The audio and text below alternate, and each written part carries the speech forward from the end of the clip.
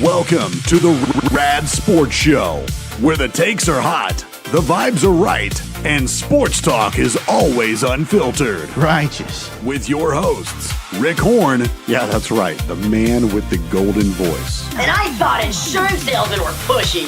And Danny Gilmore. Sounds like some Lord of the Ring preacher. That's barbaric. So sit back, crack open a drink, and let's talk some sports.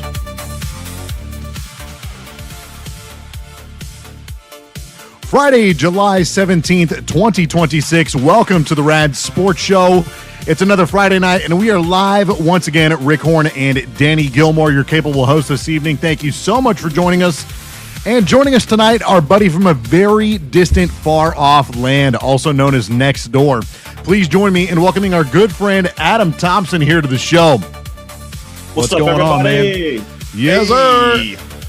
Well, UFC 329 came and went. We'll break down some of the biggest moments from the event, along with some serious questions that we have regarding the future of one Conor McGregor.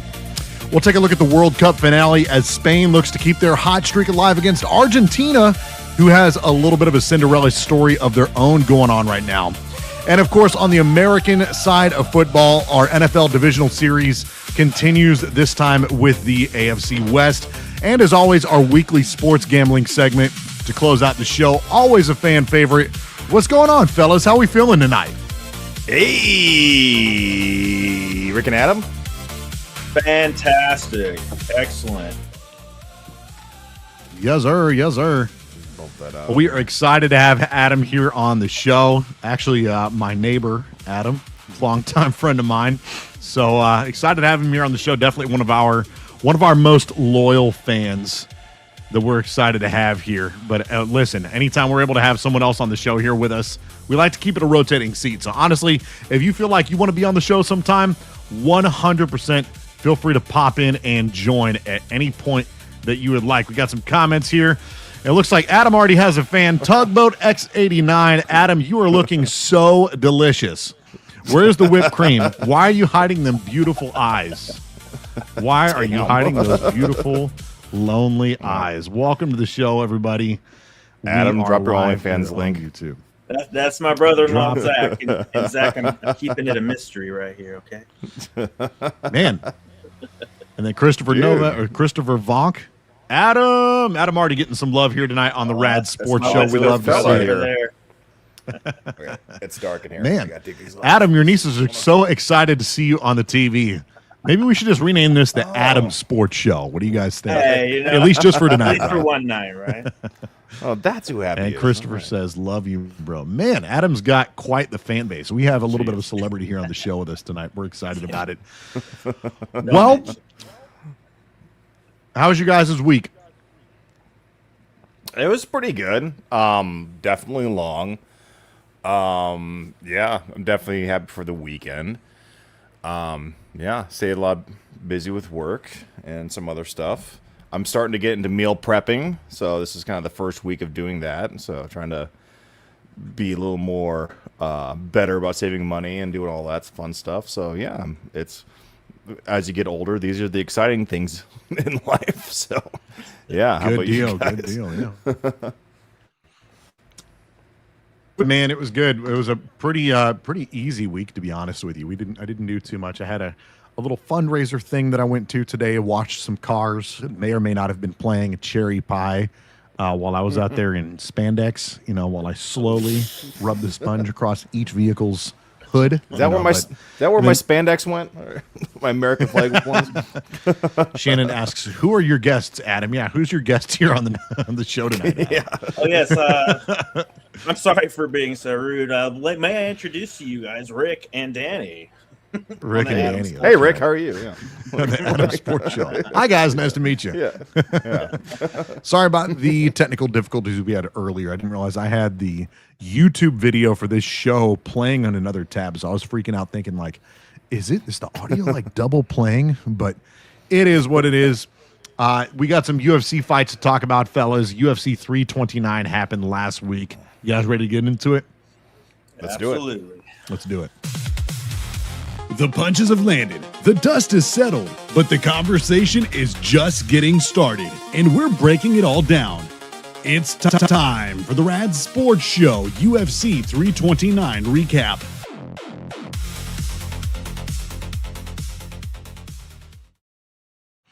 UFC 329, Max Holloway versus Conor McGregor 2, or as I like to say, Max Holloway versus Conor McGregor 1.5, because it really wasn't much of a fight at all. It was so much of a letdown, man. That was such a freaking letdown. But before I kind of give my thoughts on the whole thing, aside from the Conor McGregor fight, were there any fights that you guys saw that kind of raised an eyebrow for you or that you kind of want to bring up? Well, I mean, the co-main event, I mean, I know it was just a little bit longer than the actual main event, but I don't know. I think it's time to talk about Pimblett getting another real title shot after that. He went in there as the underdog and took care of business relatively quickly. So now the question is, is he going to fight Holloway next? And then if the winner of those guys fight Gaethje? Or does he just get a direct link to... Gaethje's not in the same weight class. Yeah, that's a different weight class. Okay. But, what am I thinking then? Chris says Paddy the Baddy's choke was nasty. It was very nasty. Yeah, that was a very, we had both picked, and I think, we had our buddy Tyreek on the show last night, and we had all picked Paddy Pimblett to win the co-main event, but I don't think any of us saw him winning as fast or in as dominant a fashion as he did. I know Paddy is known, he is a very, very, very formidable grappler, and in fact, that's usually his calling card more often than not in his fights. But I don't think any of us saw it, going less than a minute, to take out Benoit Saint Denis, who has a ground. He's not so great off of his back, but man, for him to just get choked out unconscious in less than a minute was insane, absolutely insane. And so now, talking about Paddy Pimblett, and this is really, really, really good question for our buddy Chris if he's in here tonight. But what's next for Paddy Pimblett? I know we had talked about, him possibly getting a rematch against Justin Gaethje. But I think Chris brought up a really good point last week. Arman is sitting as the number 2 ranked fighter in that division right now. So is it one of those things, you can kind of go one of 3 ways with this, in my opinion. Do you wait for Ilia Topuria to heal up and then make Paddy Pimblett fight him? Do you strike while the iron is hot and have him get his immediate rematch against, not immediate, but his rematch against Justin Gaethje? Or does he fight Arman and then that person gets a crack at the title, assuming that Justin Gaethje decides not to retire? What do you guys think? Well, I'm still kind of going over this weight class stuff because Holloway does fight at 155 or has in the past. I know he fought 170 in his last fight. So maybe I'm just sorry. Maybe I'm sounding like a total moron here, but yeah, I thought Holloway was in the mix to. I thought that he just went up to 170 to fight McGregor. Right. Yeah. He fought at welterweight on Saturday night. He has fought more recently. Or his fights prior to that, he was fighting at lightweight. Okay, so is 170 his weight class? Like that's when he always fights now, or is he? No, does he go back to lightweight? He moved up to he moved to welterweight to fight Conor. Right. But look at his. So I think he should be in the mix for because he knocked out Gaethje like in the lightweight fight. That was one of his couple fights ago. So I think he's in the mix. I think you talk about Pimblett, Gaethje, and Holloway. He had an amazing for the BMF title. That was like one of the few BMF fights that I was like legitimately excited about. But he knocked out Justin Gaethje in the last second of the 5th round for the BMF title, and then immediately went up went and moved to featherweight for a shot at Ilia Topuria's featherweight belt and lost. Got knocked out by Ilia Topuria, and then moved back to lightweight, took out Dustin Poirier, and then lost the BMF title to Charles Oliveira before making his welterweight debut against Conor McGregor. So do you think it should be Pimblett versus Topuria, or is Gaethje in the mix? Do you think Gaethje's just not, or excuse me, Holloway's just not in the mix for lightweight right now? I'm not sure. I mean, it's tough because he lost to Ilya, who got. I mean, we all saw the. In fact, the three of us were in the same room watching that Justin Gaethje Ilya Topuria fight. Yeah. So we kind of saw how that played out. I'm kind of on the side of Chris. I'm not sure if he's here with us tonight, but he had mentioned last week Paddy Pimblett possibly having to go up against Armand. I can never pronounce his name. Tsurikin. I'm not sure. Armand Tsurikin. But he's the number 2 ranked fighter in that division right now. So he's the number 2 ranked lightweight in the world. And he's been on an absolute tear. He hasn't lost a fight since 2022 and has been on a tear since then. Made, just so I'm kind of on the side of that. I think you have those two fight and then, and in the interim, figure out what's going on with Gaethje. Is he retiring? Is he sticking around? Is he going to make a title defense? I don't think Ilya Topuria is going to be ready to fight anytime soon whatsoever. He had like 2 broken orbitals. Oh, well, last picture I saw of him, he looked like he was healing pretty well, but if it's actually a broken orbital, then I was like, well, yeah, you got to let that heal. But yeah, I kind of feel like something with Gaethje. I'd love to see him fight more, but man, that is the highest place you can retire. I feel, that's the best place to. You win, yeah. Stop. You're massive. I think he was like a 6-1 underdog against Ilya Topuria. It's the UFC Freedom 250 fight card on the White House lawn. Against all odds, American guy wins the belt as a massive underdog, and he makes his walk out to the cage, walking out of the literal Oval Office. The Oval Office, right? Yeah. Right, exactly. So, it should be interesting. And yeah, I agree with Christopher here. Adam, put in some words. What do you think, Adam? What's next for Paddy Pimblett? I can't speak to Paddy Pimblett. I'm just getting back into UFC, guys, and these last 2 big events, starting with that White House lawn fight. That was me getting back into it, and so I'm picking a couple guys to start following and really get to know. And I'll speak to a couple of them once we wrap up the Pimblett stuff. But yeah, as far as like the weight class stuff, you guys got me on the knowledge there, so I'm gonna let you guys speak on that. But fair. I was told you're the expert on these other folks. Oh yeah. I do think that you'll be able to at least speak on this much, and I'm kind of curious to get both of your thoughts on this. But Conor McGregor, at this point, do you think he should go ahead and hang him up? He does have 1 fight left on his UFC contract. My guess is that he probably does come back and finish out that contract, but my question is, should he take that last fight or should he retire? I think a lot of it, first we got to know what happened in that fight. I think most of us assume because he had a little difficulty taking off his his sandal when he was getting to get into the ring, he was tripping a little bit.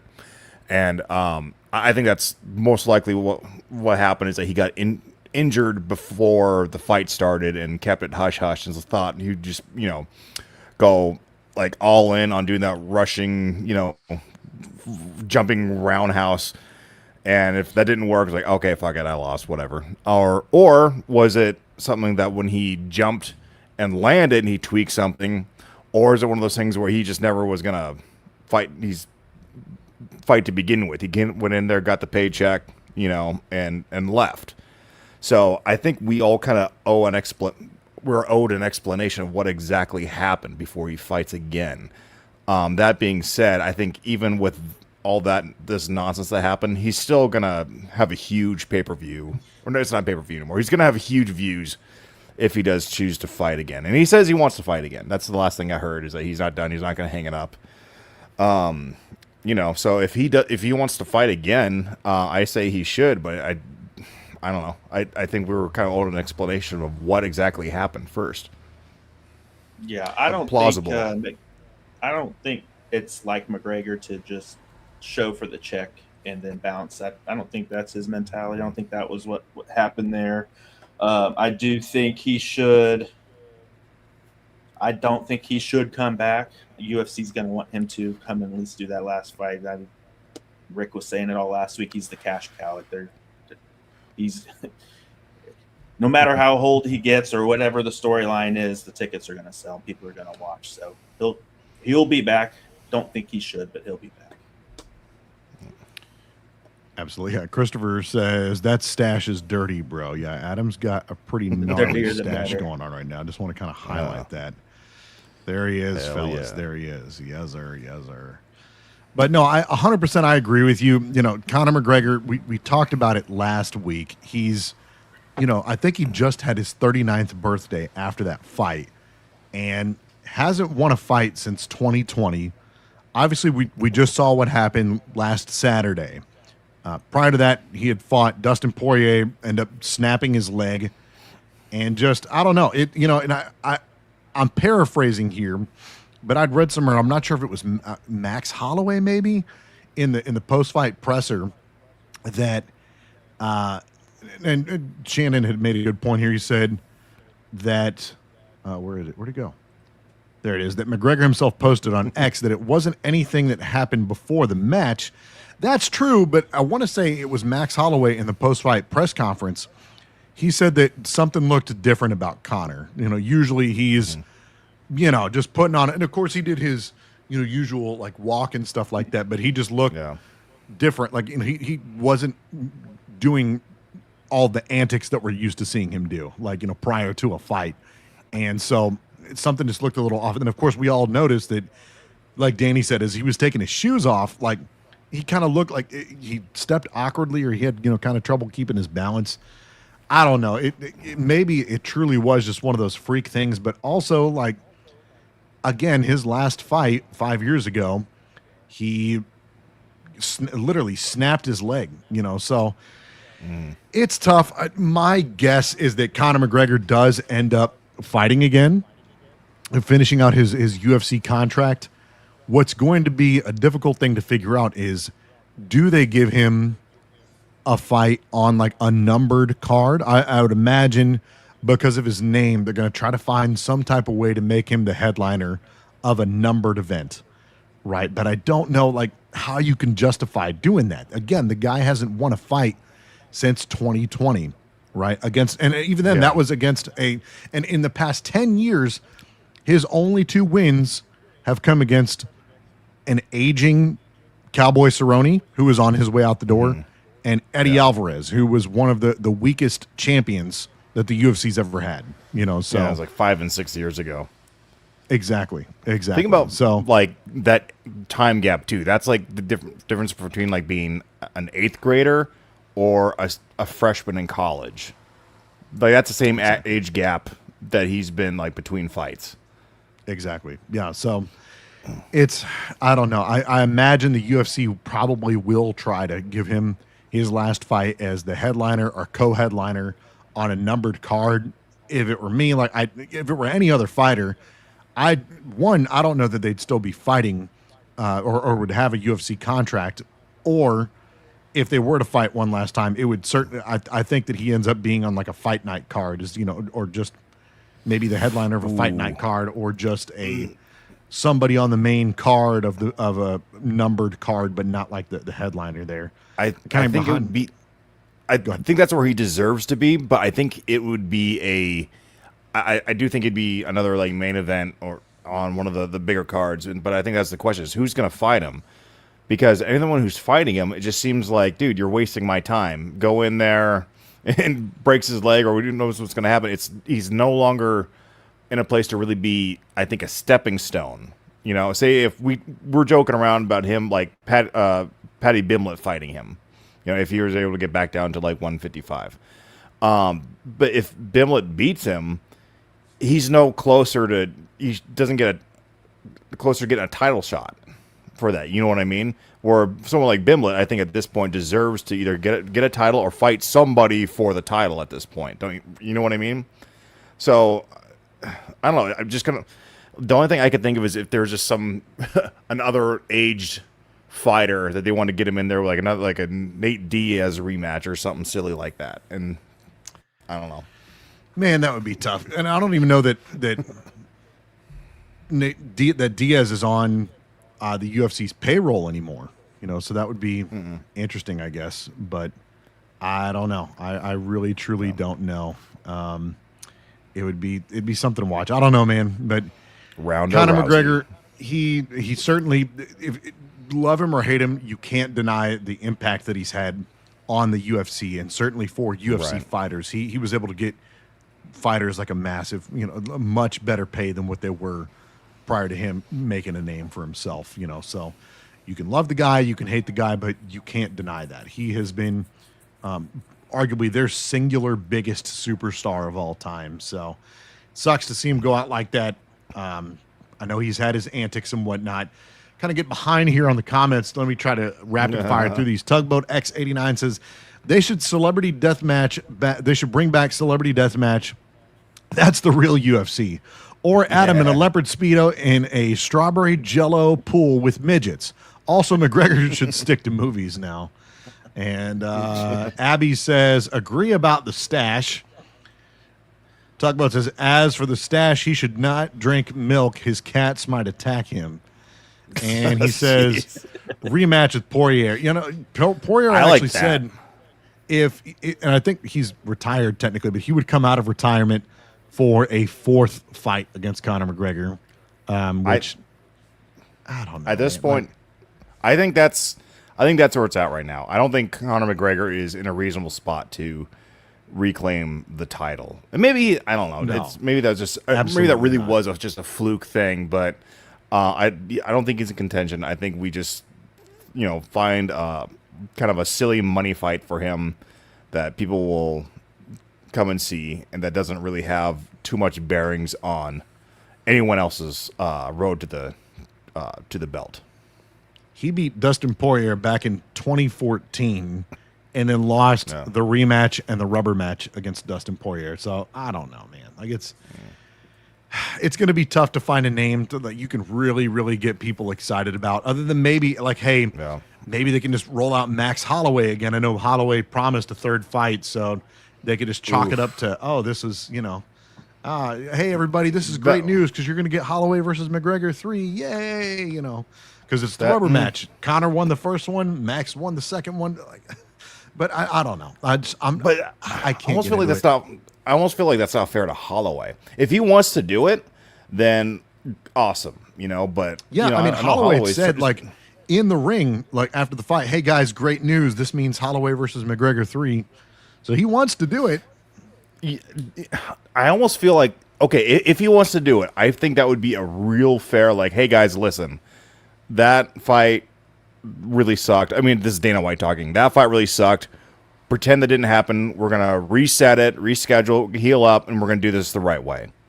I'd be okay with that. If Holloway is fine with that. Right. Yeah, it was an interesting card. Honestly, it was a lot better of a card than I thought it would be. On paper, it was kind of a ho-hum card, but I'll tell you what, fight of the night for me, on the main card, second fight of the main card, Brandon Royval versus Lonair Kavanaugh. That was a freaking amazing fight.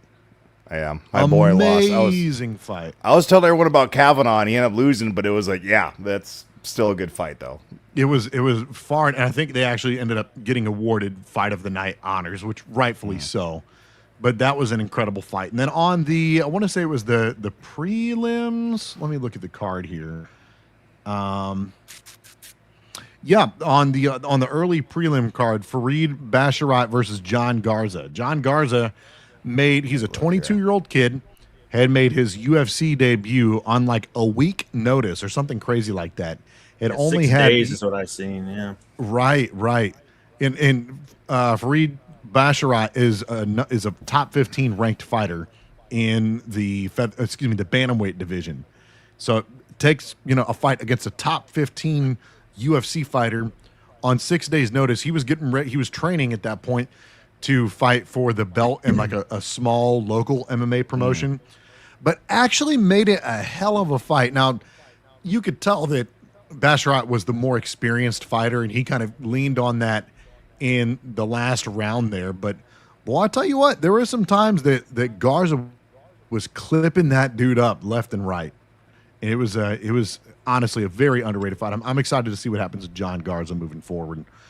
Shannon says they should get a fishbowl with the fighters' names in it, and everyone can find out who's fighting who at about 15 seconds before the bell. Go like all the way back to like the early UFC days.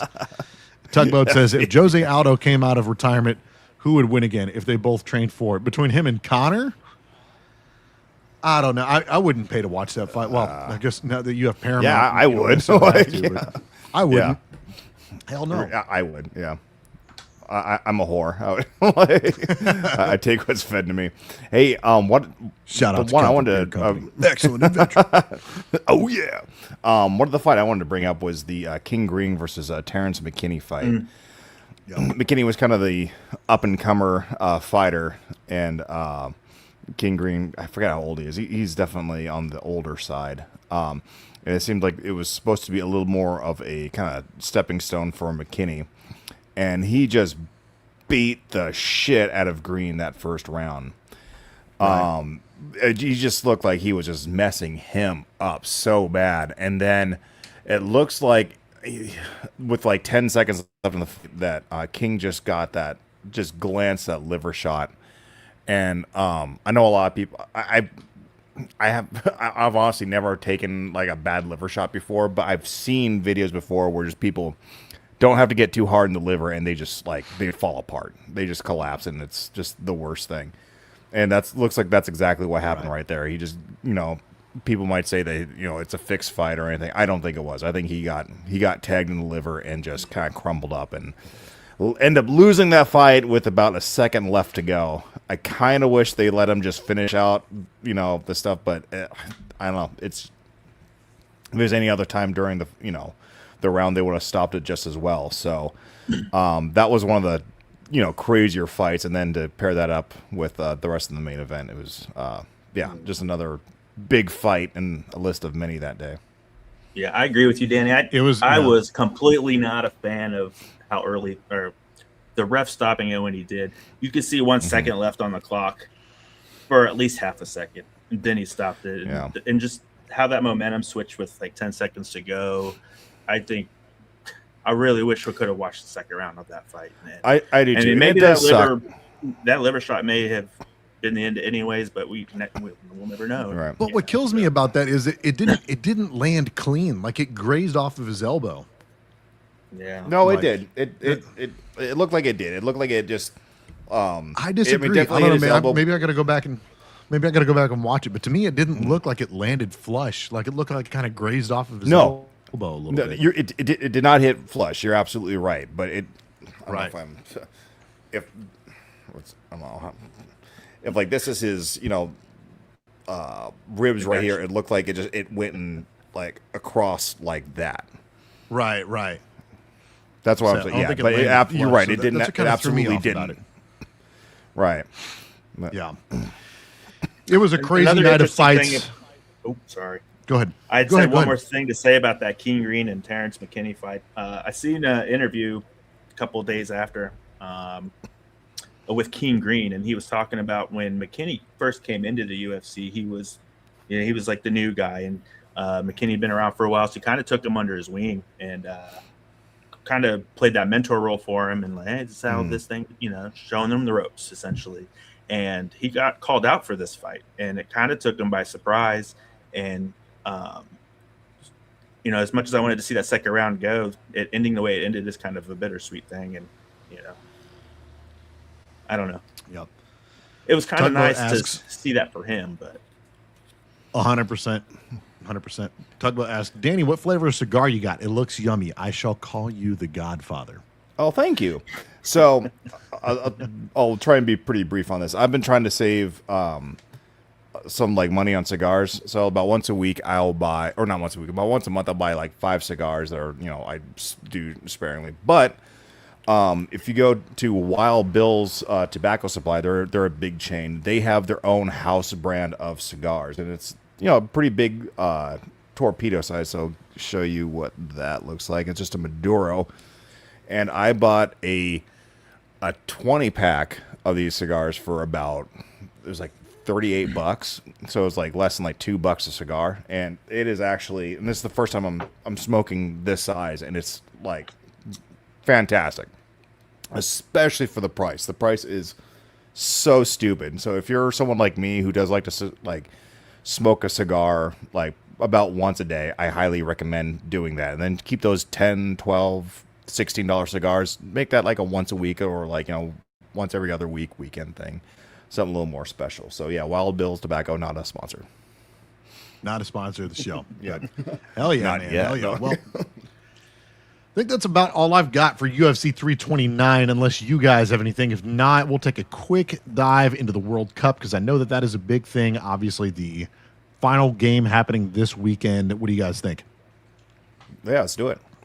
Let's do it. 32 teams from around the globe entered with dreams of glory, but only one gets to lift one of the world's most coveted sports trophies. From dramatic finishes, questionable officiating, and enough theatrical flopping to earn an Oscar, let's talk the World Cup. The World Cup finale happens he's gone. this weekend, I believe, on Sunday. Where'd Adam go? He disappeared. We'll let him get back into it here in a minute.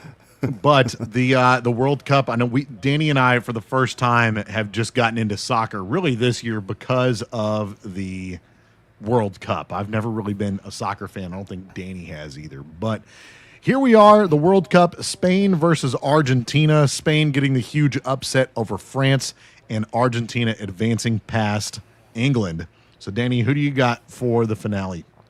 Oh, Argentina. I think the odds are pretty even. I'm kind of rooting for Spain just because I think Argentina won the last World Cup.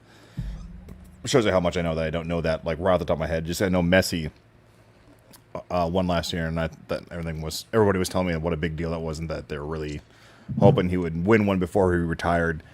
But I don't know. Argentina just seems to be winning a lot, pretty well, I guess. I don't know what's more to say about that. It just seems like they're, smashing their way to victory.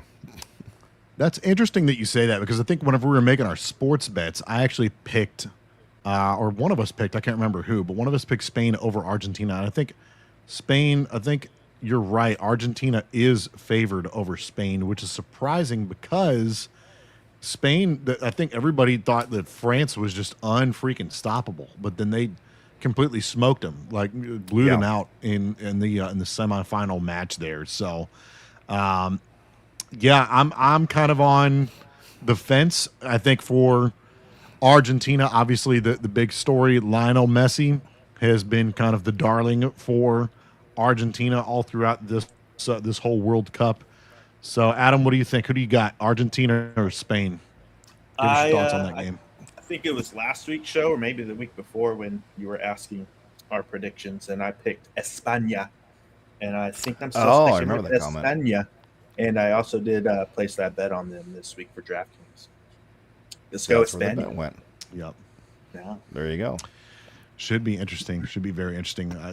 I think the whole Cinderella story, not really necessarily Cinderella story, because usually Cinderella stories means that they're kind of a underdog team that fights their way through the ranks. But I think and I could be totally off on this. This is from a guy that never watches soccer, mind you. So you, the viewer, will have to help me out here. But I think the big story with Argentina is, Lionel Messi has been a mainstay, an Argentinian soccer star, but he's getting a little older, he's getting a little longer in the tooth. So, how I kind of see this, or again, from my non-soccer fan purview, is that, it's kind of like a one last ride for him type of a thing.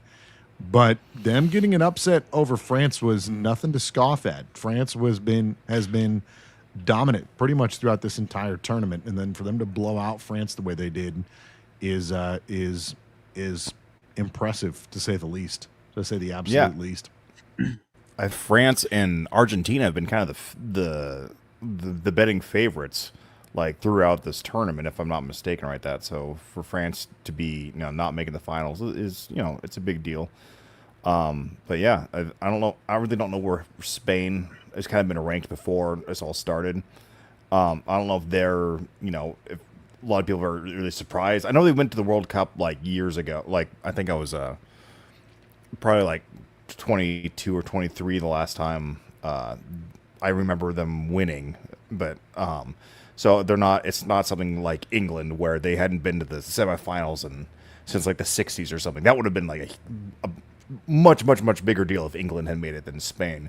But in terms of where Spain has been ranked, like before the tournament started, I'm not really sure where that is. If they're kind of in unfamiliar ground right now, or this is kind of they're just one of the say like top 4 teams that everyone kind of expected to go through, like Argentina and France. Right. And then for the third place game, obviously we have France versus England, the 2 teams that were eliminated against the aforementioned Spain and Argentina. What do you guys think about this third place game? Who takes home third place? Well, I'm rooting for England. Same. Okay. That's it's like our American grandparents. Yeah. Also, I'm sorry I didn't get a chance to read it out earlier, but Tugboat had said he does wish that America didn't lose to Belgium, but he would go with Spain for the championship game there. Okay. And I agree. I mean, all of us agree with you. I'm pretty much America over everybody, no matter what. So much to the point. In fact, Tugboat, I wish you were here for one of our earlier shows, but I had accidentally made a bet on. It was a $1 bet. We were looking at, it was like during the Stanley Cup playoffs, and live during the show, I accidentally placed a $1 bet for next hockey season for the Calgary Flames to win it all. And it was like, the odds were like plus 50,000. So that $1 bet turns into $500. And as cool as that sounds, man, I wanted to throw up because I'm America over everybody. So I'm 100% with you, my friend. 100% with you. And then he says for the third place game, he thinks that the French will lose. I don't know. Again, I'm not a big soccer guy, but I don't know if it was just an off day or whatever for France, but that was certainly, I think, the more shocking of the 2 games, or at least that they were blown out the way they were against Spain. So I don't know that I have a rooting interest. I guess maybe I'm with you guys in that I would root for England, but if I had to make a blind bet, I guess I would probably bet on France to take home third place. But that's just me. So I'm curious where you guys are. I know you're rooting for England, but if you guys were to actually place a bet on it, who you? And I think Danny, I think you actually did. Yeah. I actually did place a bet, but honestly, that's really just kind of rooting interest. I don't know why. I'm kind of like England is the underdog. I always kind of like rooting for the underdogs. I mean, no one likes the French, so I think it just makes it pretty easy just to put money on England on this. Man, it would be a big deal for them to win. I mean, that's as it's like I said, it's been I think since the '60s since the England team has been to like the semifinals. So for them to walk away with a bronze, I think would be a huge deal for England. And it is pretty cool that as much as I rip on soccer, and I think most of our ripping is very deserved, I do like this third place game going on. I think it'd be really cool if football did that. Maybe for that bye week that we have no idea what to do with in the NFL. What if you just took the 2, losers from the losers of the NFC champion, AFC champion, make them play each other for a third place? Doesn't really mean anything, but I mean, God, we're not doing anything else on that day, But it would certainly be interesting. I never thought about that. That is kind of cool. But I guess you would have to incentivize, like, the winner of the third place game gets a Toyota, or something. Like a $50,000 bonus or whatever the case may be per player. Something, I don't know. You'd have to find a way to incentivize them because they're not going to want to play another damn game or something, right? What if the incentive was the winner of that game hosts next year's Super Bowl? Oh, that would be awesome. That'd be kind of cool. Yeah, see, I've always had the belief that the that the winner of the Super Bowl should get to host it. That's always been my belief, but that's not a bad incentive either, though.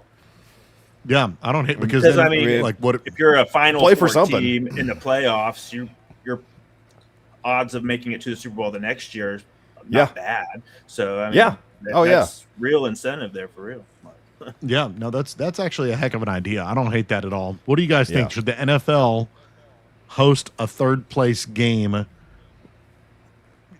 opposite the Super Bowl? So the losers of the AFC and NFC championship game, should they play each other for third place with some type of incentive, such as, you know, the losers of those two games playing each other, and then the winner getting to host the Super Bowl the following year, or their stadium. Definitely very interesting. That is pretty much all I have for the World Cup. Unless you guys have anything else, I say let's move on to some American football. I think we already did that. Yeah, we can't help ourselves. We can't talk about soccer for more than 10 minutes without veering off into football or some American sport. We gave it a valiant effort. Let's get into it officially here. All right. The NFL schedule is ugly, the rivalries are personal, and the takes are legally questionable. Let's get divisional.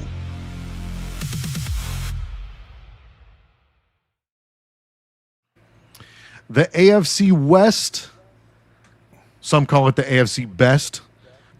I have some graphics that I forgot to upload here, but I'm just curious, kind of give you guys, while I'm pulling all of that up, give me some of your general overall thoughts of the AFC West.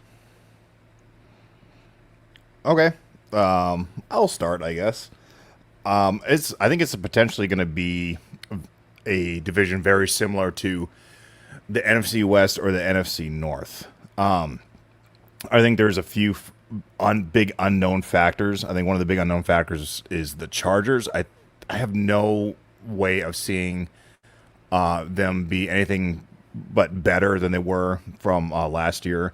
I think their O-line is, mostly going to be back and healthy. They got crazy good. Daniels is coming to be the offensive coordinator. I think their running back it's in his sophomore year. I think he's going to be a lot more of a factor. The Raiders, they got their new head coach, the old Kubiak from the Seahawks offense, their offensive coordinator. So I think that should just be a great upgrade. I don't know why Las Vegas keeps, pilfering off our coaches. I think it's kind of funny. And I think, Cousins had 4 incredible games with Atlanta last year. I don't see any reason why he won't be decent. And that's the thing with him. He's never been like a Super Bowl caliber guy, but he's a guy that can get you to the playoffs, and I think too many teams have always just tried to build around him.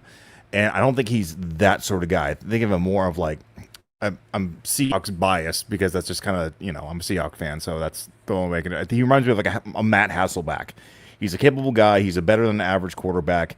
You build around him and be fine. And the team's not really there for him. We all know he's there for to mentor his younger brother Mendoza. So I think they could absolutely be at least a over 500 team. And then obviously Chiefs had, a different year last year. I think the ceiling's always high for them, but I think the floor is pretty low for them as well. I think Andy Reid's getting older. And I think this could be, the game slowly starting to get past him a little bit, but we won't really know until this year. And then obviously the Broncos, who won the division last year, are still good, still fantastic. I don't see why they can't be just as good this year. So those are my thoughts. Yeah, starting with the Broncos too, they only improved. I think they had the number 2 ranked defense last year, and then their offense, adding Waddle in the offseason just bolsters that wide receiver room with Courtland Sutton and Troy Franklin. And but an interesting stat that I've seen here too that I wanted to talk about, because everybody's favoring Denver over Kansas City. Most places I've seen. They're favoring Denver over Kansas City this year, and yes, the bias is here, and I'm going to bring it. So, so last year, where's it at here? So 11-2. The Denver Broncos went 11-2 in one score contest last year, which is crazy. And they had a lot of wild finishes that allowed that to happen. And you go looking at Kansas City, they went 1-9 in one contest games. So it's, there's kind of a fine line there between those two teams and how their standings could have ended up, depending on how the cookie crumbles in some of these games. And then you look 2 seasons ago, Kansas City, they went 12-0 in one score games, and then 1 year later they dropped to a 1-9 in one score games, which is devastating if you're a Chiefs fan like myself. But I don't. So part of me wants, I started off talking about Denver boosting up their offense and not degrading in their defense at all. I don't think they made any defensive changes in the offseason that I've seen, and they only boosted their offense. But it's Kansas City showed that it's hard to upkeep that, like how long can somebody last in one score games that way and being so successful consistently in one score games?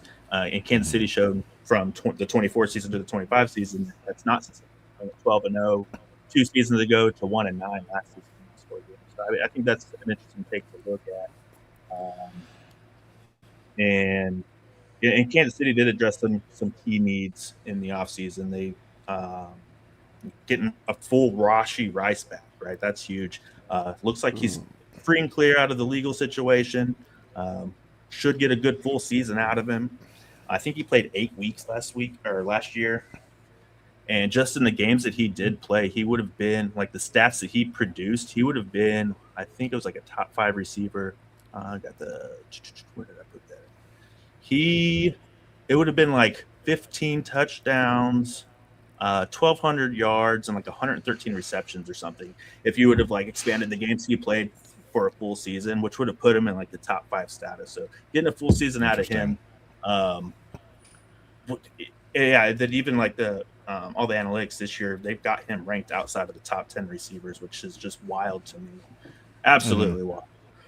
Absolutely. But you got a healthy Rashee Rice and a healthy Xavier Worthy, and you got these bunch of receivers still on rookie contracts, and Jalen Royals picked up the Cyrus Allen kid out of Cincinnati in the offseason as well. And you never know what Kansas City is really good at finding that talent deep in the rounds, and I'm really excited to see what comes out of those guys. Is it kind of normal, you think, for like teams that have a really strong defense to usually win by like one score? That seems to be like a really normal pattern. Yeah, right. Because they, teams with a good defense, they're typically on the field longer. Their defense is not on the field longer, and they're able to just kind of tick-tock down the field, dink and dunk with the clock down. Low scoring games, one possession games, and the Kansas City 2 seasons ago was very much the same way. They weren't that same explosive offense that they had been in their early. Yeah, they seem to be always able to just like come back and win in the last like drive of a game, and that's that's they win the high scoring games where it's someone like Denver who's a strong defense. I can't remember what their scores. It seemed like their offense was pretty good last year too, but I just think don't quote me on this or quote me, I don't care. I think there's a pattern of defenses typically having winning their games by one score. Maybe that's not true, but I feel like that is. Yes. Well, thinking of the Baltimore Ravens back in the Joe Flacco days, and with that defense that they had going, it was very much or the Trent Dilfer much more than 22 points a game and just winning every week. So absolutely, very much that is a proven recipe for success. 100%, 100%. Well, let's take a look at how the division shook out last year. Obviously, you had the Denver Broncos up there on top of the record of 14-3. They lost in the AFC Championship game to the New England Patriots. And I'll tell you, that one was a heartbreaker because they had a phenomenal defense. You talk about defense wins championships.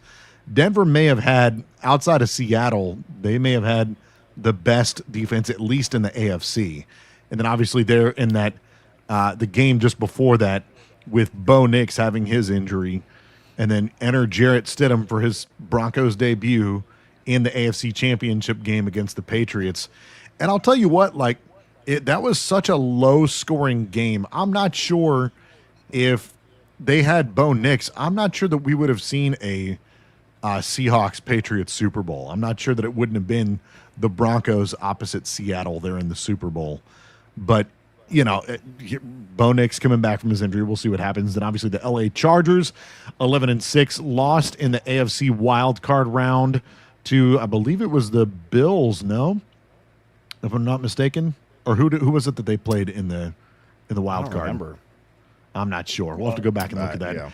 And obviously, Kansas City Chiefs 6-11 missed the playoffs for the first time in the tenure of Patrick Mahomes as the starting quarterback. Had a devastating injury there that completely derailed them. And your Las Vegas Raiders, and so long Pete Carroll, 3-14, missed the playoffs in what was an abomination of a season with Geno Smith and Pete Carroll. But now, so we saw how the division shook out last year. I want to talk about, because we're all a little bit different here. I kind of want us to all justify our picks for the division. This is how we each see the AFC West playing out. Danny, you and I both have the Chargers winning this division. Then, of course, our resident Chiefs fan, Adam, winning the division. So, Adam, we'll start with you since you're our guest here on the show. Kind of explain to us how, your mindset behind how you have this division falling out this year.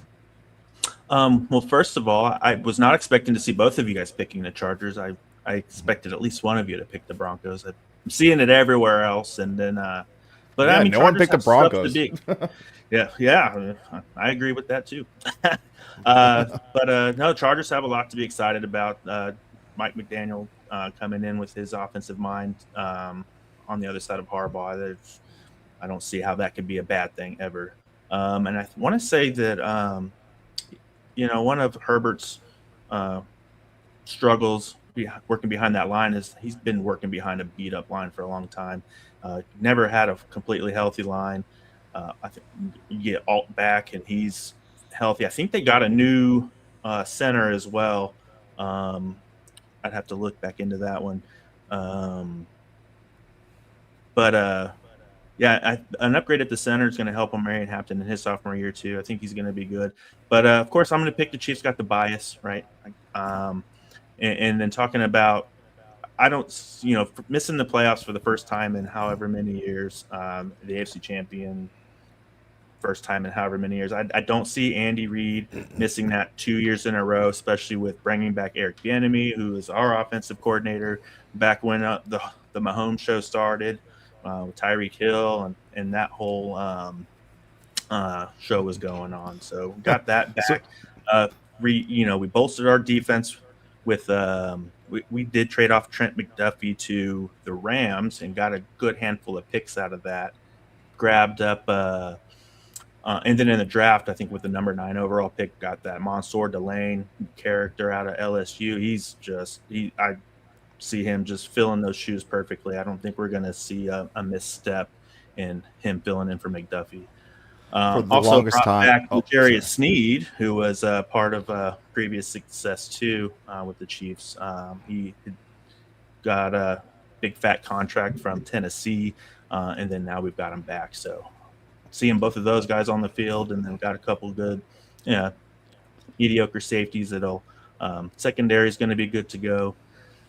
Nick Bolton coming back. I mean, I think I don't have any worries about our defense. And obviously, you never know how a divisional game's going to match up when you're talking about the Chargers and the Broncos. If all those games are split 50-50, home team wins, that's what I expect out of those matchups. Fair enough. I want to pause you real quick. I want to get answer a couple of questions here. So, Tugboat says, will the Texans have the best defense all over again, or who will step up this year? First of all, I disagree, Tugboat. The Seattle Seahawks had the best defense this year. Ask the San Francisco 49ers what they thought about that, or ask Drake May what he thought about the Seahawks defense.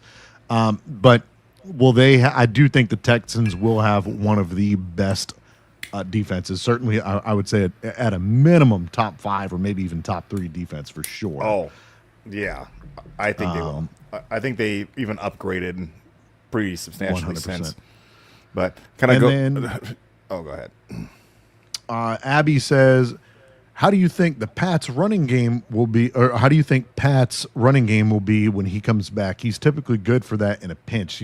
Certainly not his main calling card, but he has had a penchant to be able to move when needed. So we'll defer to our resident Chiefs fan here. Adam, what do you think about Patrick Mahomes' ground game whenever he's able to come back? Obviously, it's never his number one thing to go. They don't call running plays for Pat. That's not what they do. That's when the play breaks down and he's got to make something happen. That I don't see that going away ever. And he's not crazy fast, right? He's not crazy fast. He's just elusive. He's like Aaron. He knows where people are all the time. He doesn't have to be looking to that side of the field. He knows where the holes are at. He's kind of like Aaron Rodgers, right? Like he just kind of like jogs to the pocket awareness first down. Is just unmatched.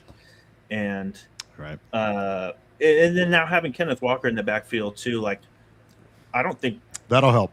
I shouldn't even say because they've not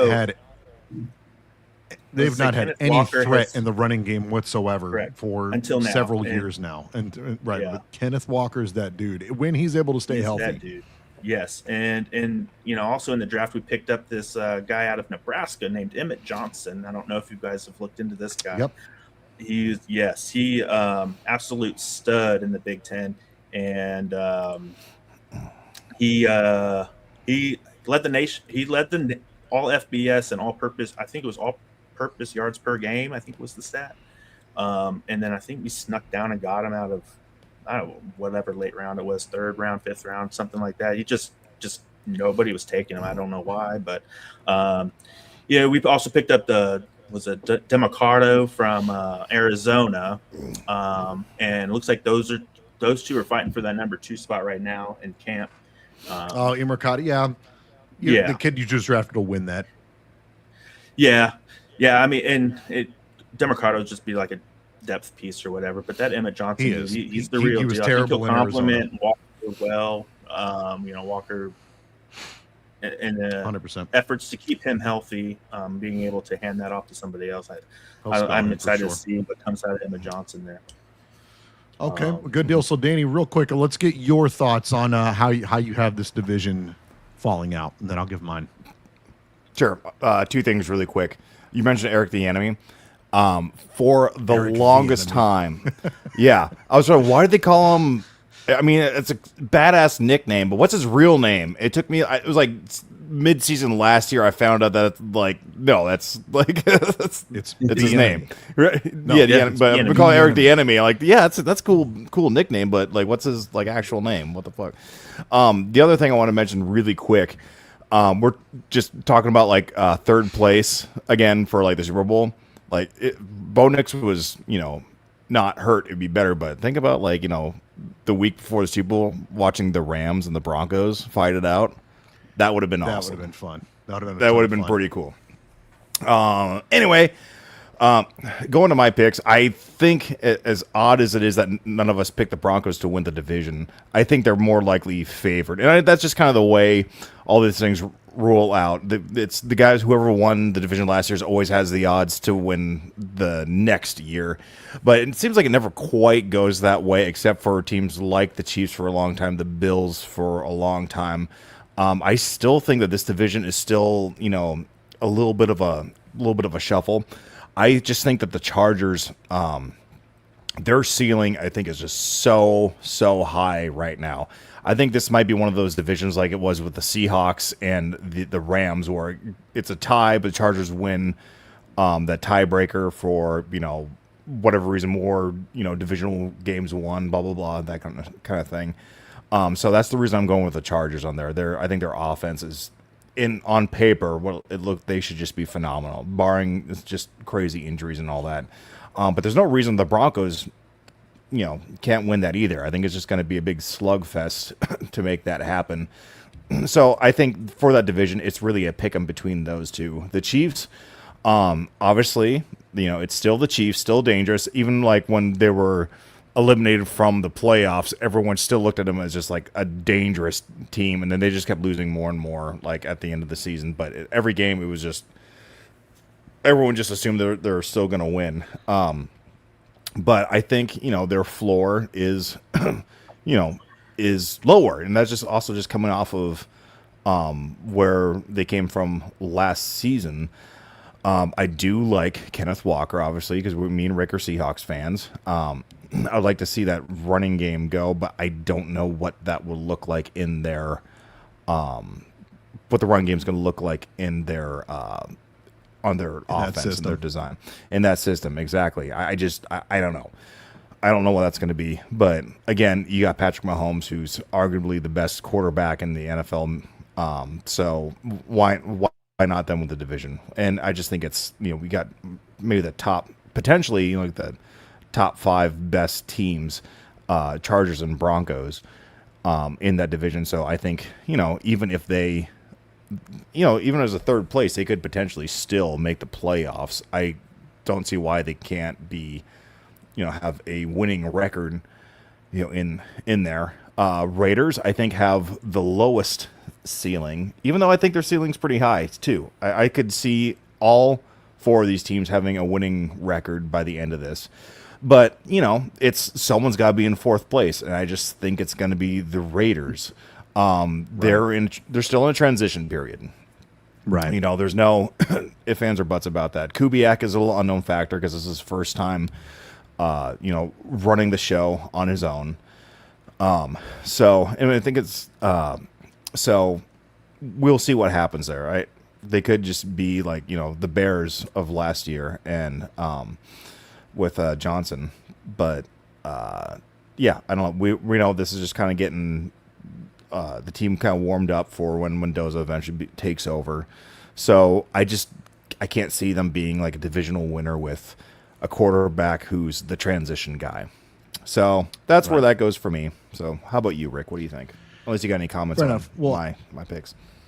I think it's a fair take. I did want to get to a few comments here. So Tugboat says he thinks the first few games of the Chiefs he'll be passing, but when Mahomes is out, it will be all running whenever, I guess, who is that? That's Justin Fields. You misread that, Rick. Okay. Mahomes. When Mahomes is out, it will be all running. I think that'll be interesting, too. Like, I'm not sure how many games Patrick Mahomes will miss, but I am very, very, very curious to see how Justin Fields does for Andy Reid. I think if there's anybody that can resurrect that kid, this is by far the best coach he will have played for in his young NFL career. Between when he was in Chicago with Matt Nagy and then they're in Pittsburgh. Well, I mean, Mike Tomlin was good. Pittsburgh, that mess between him and Russell Wilson, and I still think he actually played better than Russell Wilson more often than not for the Steelers. But then going to New York, he really hasn't had just a consistent situation. I know he will be the definitive second fiddle in Kansas City, but I think it'll certainly be his most stable situation that he's been in, obviously not being a starter. And then Tugboat also says, if they had a good deep threat and rusher, they could. Cowboys beat them last year. Could it happen again? Not sure who he's referring to there. But for my takes, so I've got the Chargers winning this division. For me, it's very simple. The Chargers, really last year, I know Herbert got sacked, I believe, more than any other quarterback in the NFL, but their offensive line, I don't think it was because of they had an inherently weak offensive line, but their offensive line kept getting hurt, just beat to absolute hell. And they're playing with second, third, fourth string guys. Even Joe Alt was out. And so I think this is, kind of a common thing every year with the Chargers, but if they're able to maintain a consistent, healthy offensive line with the weapons that they have now, and now Mike McDaniel, I think, will be a fine offensive coordinator. He's a great offensive mind. Obviously didn't shake out well as a coach there in Miami, but he is a great offensive mind. And so it's going to be weird, though, because you have kind of a clashing of two worlds between Mike McDaniel, who asked, chuck it deep downfield. We saw the early days, with Jalen Waddle and Tyreek Hill there in Miami. And then you have Jim Harbaugh, who's old school, smash mouth, so it's going to be kind of interesting to see how that balances out. But they have a healthy quarterback and an upgraded and hopefully healthy offensive line, whereas both the Broncos and the Chiefs, their quarterbacks are both coming off of major injuries and may not even start the season with their starting quarterback. So that's why I've got Chargers up top. Honestly, I almost picked the Broncos just because I really like their defense, but obviously, kind of with that in mind, I dropped them down a peg. So then it became, all right, for me, who finishes second in the division? Obviously, two starting quarterbacks that are hurt. For me, if I'm going to have a team that has to be without their starting quarterback for a few weeks, I'd rather trust the team that has Andy Reid as the head coach over Sean Payton. I like Sean Payton, but I don't trust him nearly as much as I do Andy Reid. And then you look at the Broncos' opening schedule as well. So right out the gate, they play the Chiefs, the Jags, who are going to be a tough game, the Rams, who are going to be a tough game, presumably a healthy 49ers team who should be really scary, the Chargers, and then the Seahawks to open up the season there. So that's a tough opening schedule, whereas the Chiefs, their opening schedule out the gate, the Colts, depends on Danny Dimes, how he ends up. If he's healthy coming out the gate, then it gets pretty soft for a couple of weeks between the Dolphins and Raiders. They play the Chargers and then the Seahawks and Broncos. So I think at least their first 3 weeks of the season are certainly more palatable than what the Broncos have. And then hopefully by there in week 4, if they are able to get, I'm not sure what his recovery timeline looks like, but if Mahomes is able to come back by week 4, that should be a hell of a game between them and the Chargers there at, I don't know what their new stadium is called now, but they're in Kansas City. That should be a hell of a game for them. So that's kind of why that was the kind of the tipping point for me, was that the Chiefs have an easier opening schedule. So if they need to game manage a little bit, as long as Justin Fields, he doesn't have to be Patrick Mahomes per se, but he is mobile. We've seen it. I mean, there were plenty of as a second or third quarterback in fantasy where I was able to put him in a pinch, and if you actually watch the game, Justin Fields was absolutely terrible, but because of his rushing, he ended up being a pretty decent fantasy quarterback. I think in a system like that with Andy Reid and the weapons they have there with Rashee Rice, depending on, I know he had a cleanup procedure relatively recently. Xavier Worthy, Travis Kelce, what's left of him, plus K9 there. I think that they can manage for a few weeks until Mahomes is able to come back with Justin Fields, I think. Whereas the Broncos, I'm not sure who their backup is, if it's still Jarrett Stidham, but looking at that schedule opening up, and even then, Bo Nix had one of, if not the singular best offensive line in football last year. But he got sacked the second most out of any quarterback in the NFL. So even with the healthy Bo Nix, there were games like in fantasy football, he ended up finishing as, I believe it was the quarterback 6, but like 33% of his fantasy points for the year happened in like 3 games. So, he had like, where it'd be 9 points here, 11 points there, and then drops a freaking 40 burger against Dallas. You know what I'm saying? So that's where I think I trust Patrick Mahomes certainly more than I trust Bo Nix. And I think that opening schedule, having to play a few games without your starting quarterback there, I trust Andy Reid more than I do Sean Payton there. But speaking of fantasy targets, I wanted to take a look at, now these are just some players that I picked out. We can certainly add or take it away from the list here. But looking at, actually, let's look at the comments here. Tugboat said he was referring to the Chiefs and Cowboys game. This is for Adam question. His question was, if they had a good deep threat and rusher, they could do it. Cowboys beat them last year. Could it happen again? So that's a question for you, Adam. I'm not really following the Cowboys so much this offseason to see what happened. I don't even really remember that game against the Cowboys last year either, and how that played out or who we were missing and all the elements that led to that. But Tugboat, is a Cowboys fan, so of course he's going to ask me that question. Oh, right gross! here. I'm gonna have to ban him from the show. Yeah, I agreed. I hate the Cowboys. You I guys hate and the the Cowboys. Cowboys, I swear. But, They are my least favorite team in sports. Forget football. Sports. Yeah. Obviously, I'm going Kansas City all day. Yep.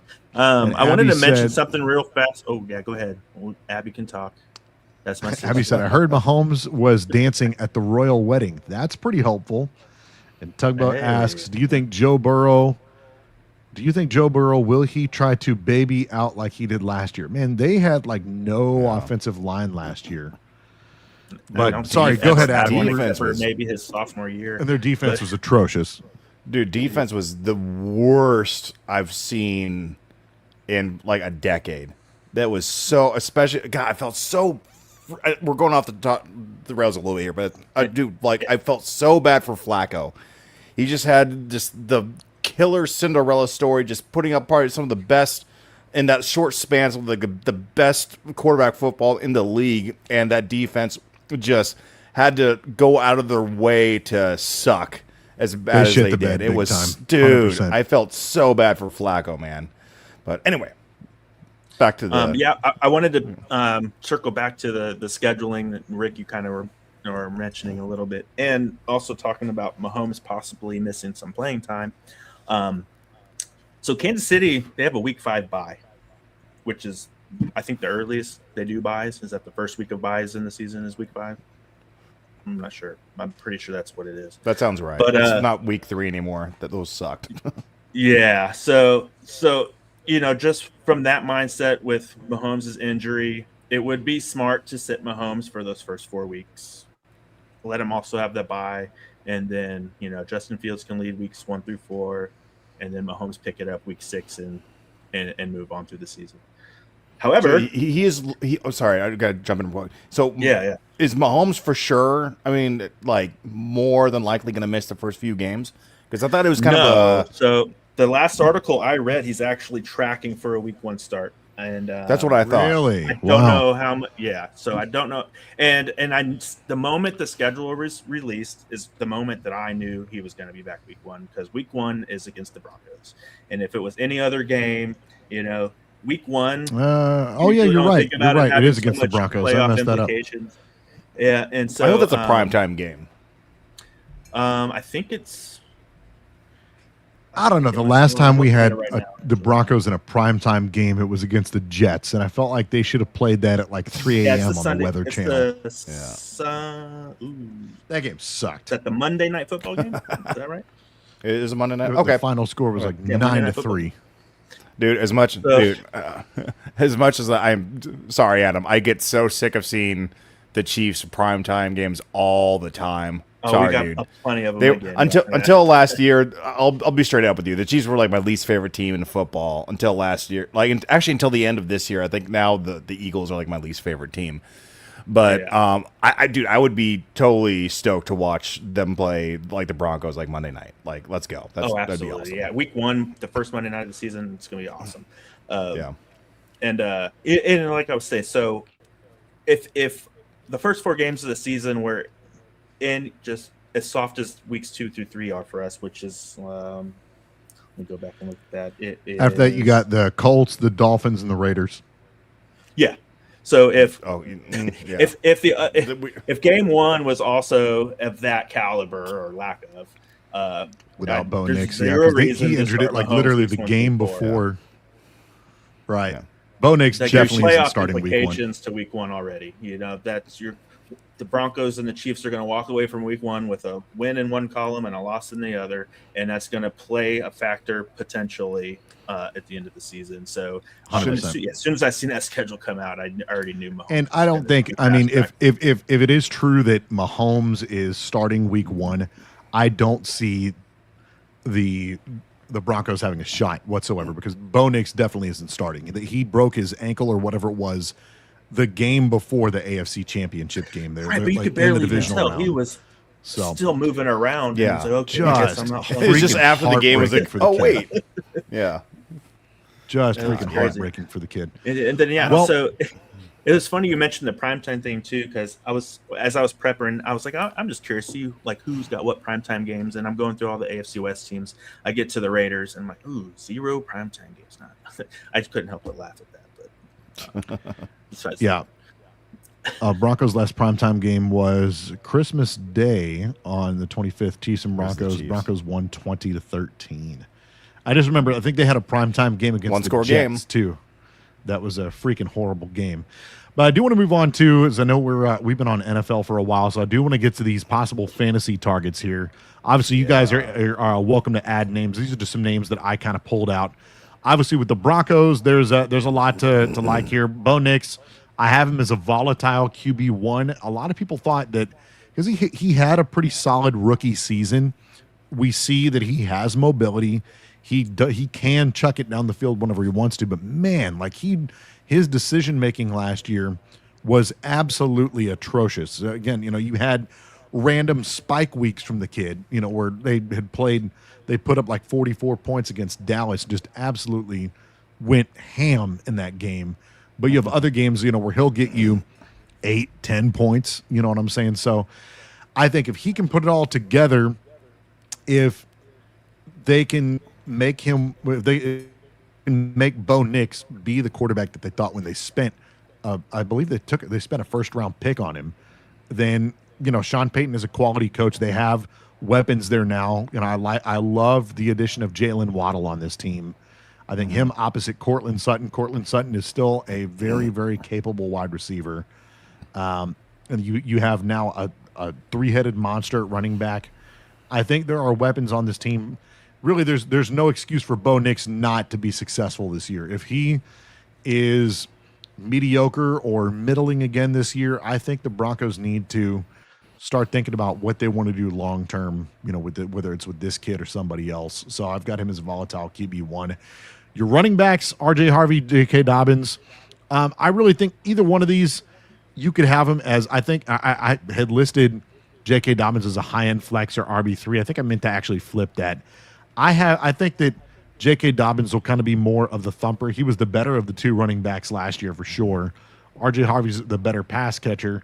But then they also just drafted a kid. I can't remember his name, but he's kind of a big body guy where I'm not even sure R.J. Harvey, if J.K. Dobbins goes down, I think that rookie that they drafted kind of takes over the lion's share of the workload and kind of becomes the thumper in this offense. So that's what I've got. And then obviously the Cortland Sutton, Jalen Waddle piece, I kind of talked about them. I think that of the two, Jalen Waddle certainly has the higher ceiling just because he's more of a deep threat guy where Cortland Sutton's more of a possession receiver. But I think that either one you could pick up as a fairly safe wide receiver too. But then for Dynasty, if you're just looking for somebody to stash on the taxi squad for a while, look up Justin Joly. He's a very, very underrated. He balled out at the Senior Bowl there. So it's very, very athletic tight end. So if you're looking for a Dynasty stash, consider Justin Joly. But you guys got anything for the Broncos fantasy-wise? Yeah, first off, before we go any further, I just want to say how freaking cool these graphics are. Because you got the football for the quarterback, you got the cleat for the running back, and tight ends and wide receiver is cool. They got the same graphic, but you got the glove, the catching glove, or not a football catching glove, not baseball. But yeah, right, pretty freaking cool. Anyway, just going back to Bo Nix, something I didn't realize, and I didn't have him in any of my leagues. I just saw that he was people going against me. They had Bo Nix. They look great. Rick, I want to go back to what you're talking about with Bo Nix. Were you saying, if I heard you right, that there was many games where he was scoring like 9 to 12 points in fantasy and then had those balloon games of like 40 points and kind of going back and forth? I was exaggerating a little bit, but yes, he was very hot and cold. Okay, so for a quarterback, I don't want that. Now, it's different, potentially different because he's got, he's got two great wide receivers. I think, Waddle might take over the number one spot, maybe. Over Sutton, we'll see. But in terms of, reaching for someone like Bo Nix, God, that's one of those guys where if I took him, I would take him late and maybe potentially have another quarterback in that range. If we're talking like the 11th, 12th, 13th round grabbing quarterbacks, because I assume that's about where his ADP is. So, I mean, obviously he could be, in theory, broken leg aside, his value should be up a bit with the receivers that he has. But just in people who have the history of being hot and cold, the first guy that comes to mind is Cam Newton, where he's always, Cam Newton, top 10 guy every time. But if you look at his stats, he always had like 10 points, 40 points, then like 14, 30 points, and those are those games where he's getting you 10 points. Those are you lose games right with a quarterback who's not producing. He's single-handedly just those guys. You again, yeah. Right. If you have that quarterback that's just consistently giving you like 20 points a game, that's where the money is. The guy who gives you consistently good numbers every game is right. what you really, with really a few want. spike weeks here and there. Right. Right. So if he's a really if you can get him lower in the draft, and I would take a second quarterback just to have somebody. I don't know. That might be someone that might be worth just having like a Kirk Cousins or somebody, stash, somebody that you can switch bye weeks with, and then potentially if there's a more consistent hand, you might consider switching him out. But if you can get a low risk draft pick with him, that would be my thoughts on that. Yeah. So for Bo Nix, I have him on our dynasty team. So these were his fantasy finishes last year. 8, 21, 13, 26, 17, 13, 39, 24, 19, 7, 12, 17, 15, 29, 16, 20, 10. As far as points scored. So, again, volatile. He's as volatile as they come. If he can put it all, I think that everything is set up around him for him to succeed this year. Again, and we have to see. I should have put him as an injury risk on this graphic. I forgot to do so. But if he can, get his stuff together whenever he comes back onto the field, there's no reason for him not to succeed there in Denver. So, moving on to the Chargers, rapid fire: Justin Herbert, Amarian Hampton, Lad McConkey, Quentin Johnston are fantasy targets I have for this one, and I know they did add David Njoku as well, so that might be kind of an interesting target. I don't know that I'm targeting him so much as I think it is more of a feather in the cap if you have Justin Herbert. Justin Herbert, I think that especially for me, if he can stay healthy, if that line can stay healthy, he's a rock-solid QB1 with top 5 upside, in my opinion. And the same goes for Amarian Hampton. If he ends up, kind of being – I know they brought in Keaton Mitchell, who's more like – he's certainly not Devon Achane, but he's kind of more that type of back than Amarian Hampton is. But I think that, talent always wins out, and Amarian Hampton's the far more talented of the two backs there. Mitchell will probably play some special teams and spell Hampton from time to time. But I think that Hampton is a rock-solid RB1 with top 10 upside. Lad McConkey, I see him as a solid wide receiver 3 or a flex. I know a lot of people drafted him a lot higher than he ended up finishing last year, which sucks, because you had Keenan Allen there. And so now it'll kind of remain to be seen, what'll become with Lad McConkey with no Keenan Allen there now soaking up targets, although I know they have that kid that they drafted last year who I've still got on my taxi squad, Trey Harris. And then Quentin Johnston, I have him as a sleeper. If nothing else, he can get you flex value. What do you guys think? What do you have for the Chargers?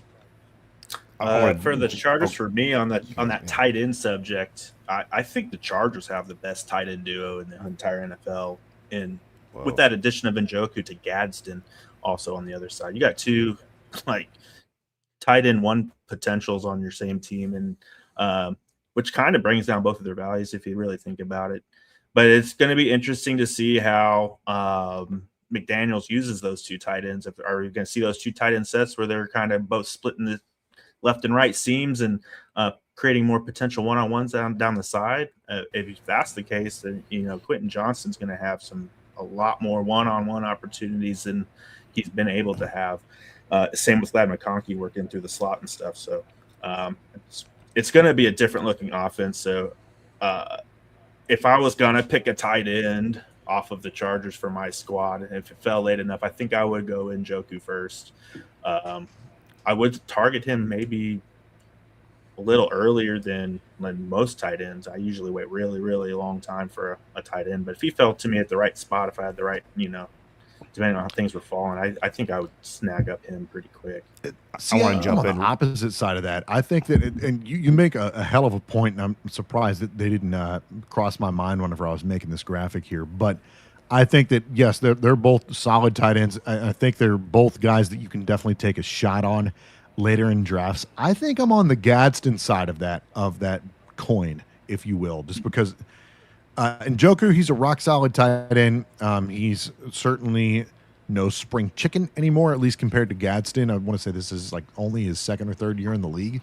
So I think Gadsden's probably a little bit more explosive. I feel like Njoku probably has maybe a safer floor, although I don't know, because Gadsden had time to develop chemistry with Justin Herbert last year. But I think that if you're taking a shot there at the end of the draft with those kind of late round guys, you're really making more of a lottery ticket type bet, and I want to take the guy that has the more explosive upside. Before we go any further, hey, listen, folks, if you like the show, if you enjoy kind of hanging out with us tonight, do me a favor. We're trying to get our subscriber count up on YouTube along with Facebook or Twitch or wherever you're watching tonight. We do air every Friday on Facebook, YouTube, and Twitch. We're also on Spotify as well, so if you ever feel like listening to the show on the go, we are on Spotify as well. But do us a favor. We're trying to get our subscriber account up on YouTube. And then I'll say this, kind of want to blow this up full screen here. We are trying to reach our first subscriber goal of 100 subscribers. I have some sports memorabilia here that I'm willing to raffle away to a lucky fan. Some of it are autographed sports jerseys, autographed pictures, and everything in between. So once we hit 100 subscribers, I'm letting you know right here, right now, once we hit 100 subscribers, I will pick one of those people to win some pretty cool sports memorabilia. So again, help us out with our subscriber count. Once we hit 100 subscribers on YouTube, we're already there on Facebook. Not sure where we're at on Twitch, but once we hit that first 100 subscribers on YouTube, we will raffle off some pretty dope sports gear. Excalibur joins us. He says, sorry, gents, I am late to the party, but good evening. Good evening to you as well, Mr. Excalibur. Welcome to the show. Heck of a time here.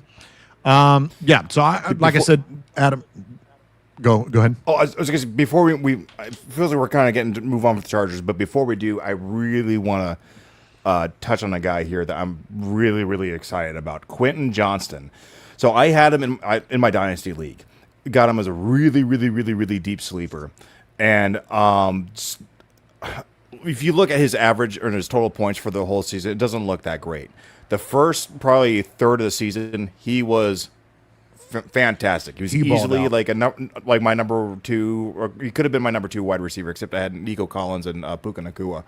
But fell off the cliff as the rest of the Chargers really did once the O-line fell apart. I am targeting Quentin Johnston in every single one of my leagues. If you can get him as a sleeper or or as a flex or number 3 wide receiver, I go for him. Even if you have to reach for a little bit, he is my guy. Especially as good as the Chargers offense is, as much as I think we all agree is going to be a fantastic offense. Quentin Johnston, I think, is so juicy for the ADP that he's going. So I just wanted to pop in with that. Like, out of all these guys that are showing up here, I mean, obviously, like Marion Hampton, Justin Herbert, those are great guys. Their ADP, I think, represents them really well. Quentin Johnston is that, and Rick, you have it written right there, potential sleeper. Go for him. Yeah, 100%. And then obviously moving on to the Chiefs here. We talked quite a bit about the Chiefs, if in fact Patrick Mahomes is able to come back week 1.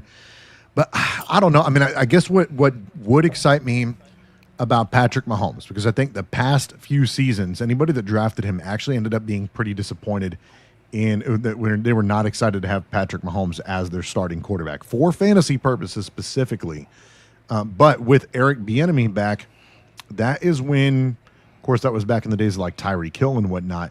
But that's when the Chiefs were explosive on offense, and Patrick Mahomes had like video game numbers for fantasy football. Yeah. So I had him here as a potential bust. And now that I've had a chance to talk to you guys, I'm not so sure that I feel that way. I don't know. I still feel iffy about it. Yes, Eric Bieniemy is back as the offensive coordinator. You have Eric the Enemy, right? You have Kenneth Walker, Super Bowl MVP there at running back. You still have Rashee Rice. We'll see what happens there. I think that you could take him as your wide receiver one, although it's a little risky, given his not only, he had some cleanup procedures done surgery-wise, but you never know what type of legal issues he's going to get into. So I would say proceed with. I would love to get Rashee Rice as my wide receiver too. I'd be willing to. I don't know that I'm quite brave enough to have him as my wide receiver one, but I would love to get him at my wide receiver two. Xavier Worthy, I think he's nothing more than a boom bust flex. There were plenty of opportunities last year when he was the wide receiver one with Rashee Rice out, and he still left a lot to be desired, at least fantasy football wise. So I have him listed as a boom bust flex. However, Travis Kelce, I will say, if you are just completely punting the tight end position until the end of the draft, like you're loading up on your running backs, your wide receivers, you're drafting your early quarterback, if you're of the mindset like, I'll punt the tight end position until the end of the draft, I think that Travis Kelce in that regard is one of my absolute favorite targets because his ADP is just crazy low right now. I'm not sure exactly where that is, but I know he's going pretty darn late in drafts. And so if you're punting tight end until the end of the draft, Travis Kelce is, I think, by far one of, if not my favorite tight end targets late in the draft.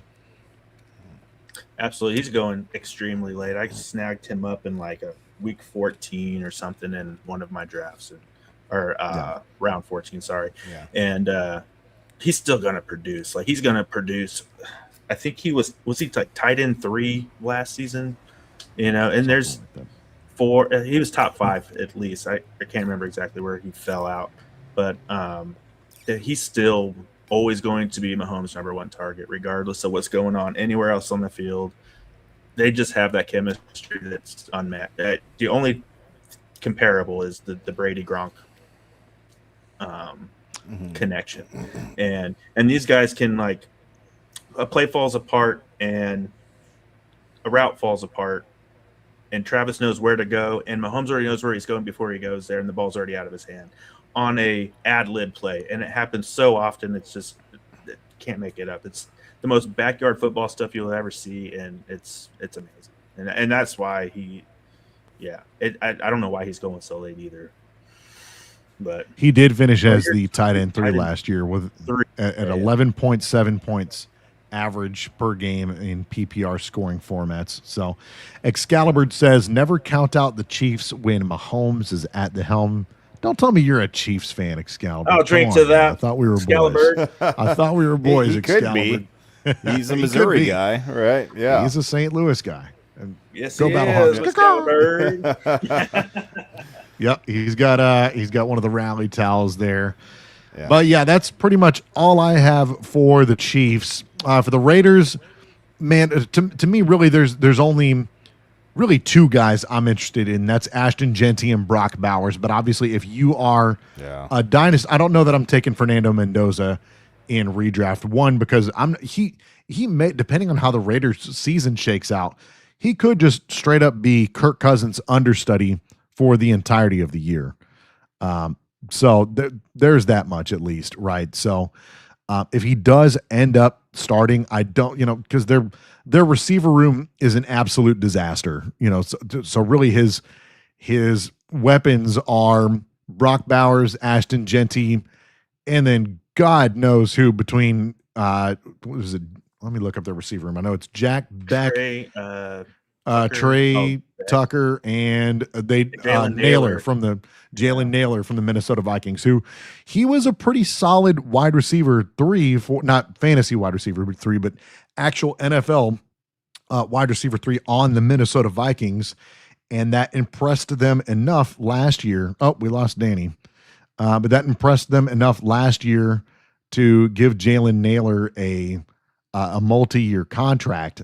So if you want to take one of your last picks of the draft, take a lottery ticket on one of the Raiders wide receivers. Because somebody is going to have to step up in the receiving game other than just Brock Bowers. So that is that much we do know for sure. Looks like we're starting to get Danny back here, but beyond that, I'm not really taking anybody aside from Ashton Genty and Brock Bowers. If you're in Dynasty, take a shot at Mendoza. I'm just not. If he does play this year, how much will it be? And even if it's okay, they turn the keys over to Fernando Mendoza in week 3. I don't know. I do think the future is bright there in Las Vegas. I love Kubiak as a coach for them. I love Brock Bowers. I love Ashton Genty. Just that receiver room needs some serious work. So that's what I got for the Raiders. Over to you guys. They don't have a true, number one. I think the closest they had was Jacoby Myers, and he's not a true number one or in Jacksonville even, but he's kind of serving that role now. But them losing him was that hurt. Jack Beck, he got a lot of hype coming. I think he's in his sophomore year now, right? Yeah, the second year. Yeah, so he got a lot of hype coming in as a rookie, and nothing really came of it last season. Trey Tucker had a couple of okay outings, and then Naylor in Minnesota had a couple. He's very capable as well. So they have to figure some sort of game scheme out that's going to work for those skill sets at that receiver room for them to be at all fantasy worthy. And if I was going to bench stash, and I think that's at best where their top receiver would go is a stash in my bench, I think I would probably go with Jack Beck, and maybe even Naylor. I think I would go Jalen Naylor over Trey Tucker. Well, either one of those guys, it fell deep enough. The potential's there, but I think if you can get any of those, because we don't really know who the number one receiver is there. But I think you lose nothing by trying to get one of those guys. I assume their ADP is really late. You can get them as can't you get any of that with a Trey Tucker or Naylor as a number 3 or number 4 wide receiver? Yeah, and I think less. all 3 of them, their ADPs are within a couple of each other. It's one, then a couple more, and then the other. It's they're all right there, all very low. Yeah, wouldn't you want to just grab one of those guys and just stash them? If you just have a clear number 1 with Kirk Cousins throwing. Yeah, and that's what I said. If you want to take a shot on one of them with one of your very, very last picks, I'd go for it. But at the same time, I'm not going to go out of my way to pick one of them up. If they're there, I might consider picking one of them up. But I'm not actively targeting any Raiders wide receivers. Really, I think this is a very consolidated team. Ashton Genty and Brock Bowers, absolutely. Fernando Mendoza, if you're in Dynasty, and maybe if there's nothing else left on the board, if you want to take a lottery ticket with one of the Raiders wide receivers, because somebody's got to step up other than Brock Bowers in the receiving game, then sure, take a lottery ticket on who that's going to be. But that is all I got for. Sorry, go ahead. No, I was just going to speak on that Fernando Mendoza in the Dynasty. I actually did pick him up in one of my I'm in one Dynasty that's just, draft rookies only. And through trades throughout the season, I ended up with round 3 back-to-back round 2 picks. And I got him out of one of those 3. Yeah. You should have seen my message board blowing up, though, when I was on the clock. They were the trade requests were coming because Mendoza was still on the board, and I was like, "No, sorry, I'm going." So I was trying to trade up early. I was offering 2 second-round picks and somebody for trying to jump up into the first round, and then nobody was biting. But then all of a sudden, it's my turn, and now everyone wants my second-round picks. But I was happy to get Mendoza out of that. And maybe he'll do something. We'll see. Absolutely.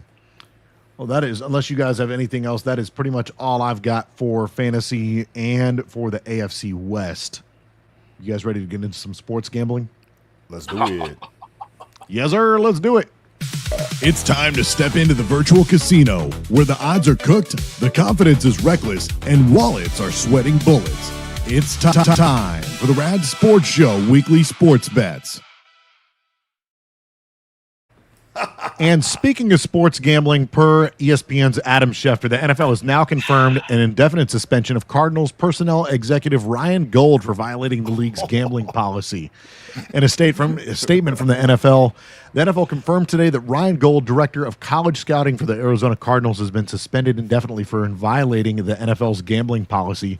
This suspension takes place immediately. The gambling policy, which is annually reviewed with all NFL personnel, strictly prohibits anyone in the NFL from participating in or facilitating any form of sports gambling and from providing third-party non-public information. That part's very important.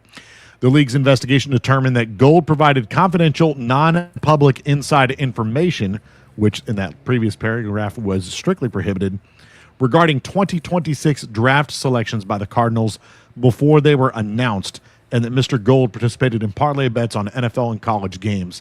Although there is no reason to believe the integrity of any of the NFL games were affected, the league takes any violation of the gambling policy with the utmost seriousness. Mr. Gold has the right to appeal. And we just wanted to say, cannot confirm nor deny whether or not Ryan Gold is a fan of our weekly sports gambling segment.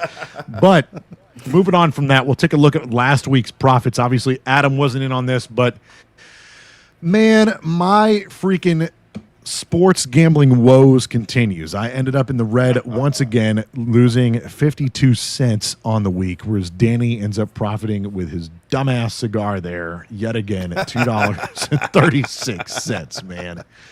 So here we are. This has got to be, gosh, like I don't understand what the deal is. Like the first several shows that we did, I think I just kept getting clean sweep after clean sweep. And then I had like 1 week where like one of my picks didn't hit, but I still was just absolutely on a tear. But Danny has, since that, and once I started rubbing it in is when Danny unironically started kind of mopping the floor with me. But we got a guest here on the show, so I'm going to start with his weekly sports bets. Adam, we've got your bets here on the screen. I'll let you kind of walk us through it and kind of what your thoughts were when you were making these picks.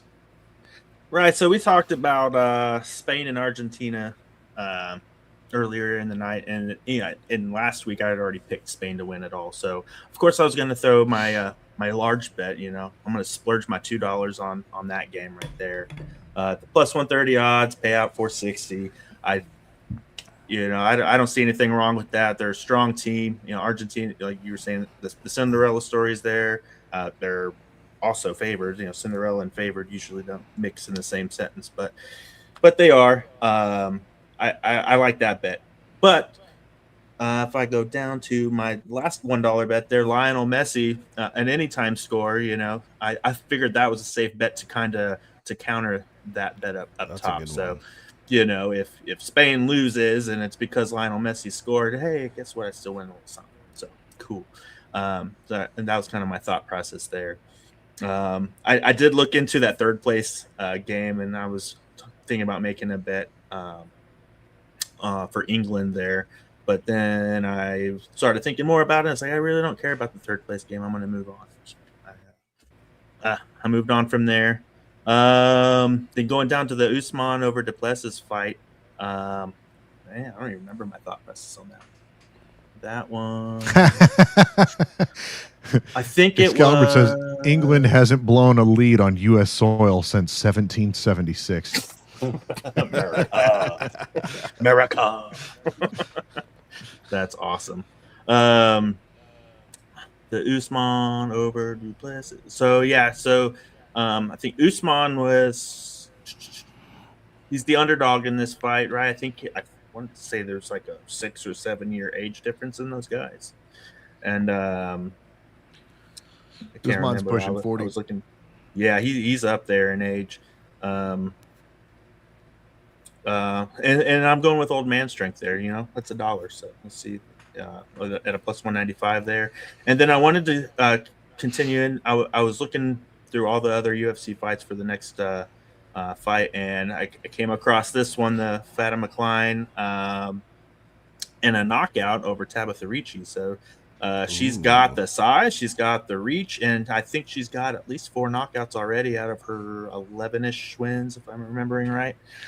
So, I mean, you look at the ratio there, it's like a 33% knockout rate, and at a plus 500, I figured. Interesting. Okay. That's that. Okay.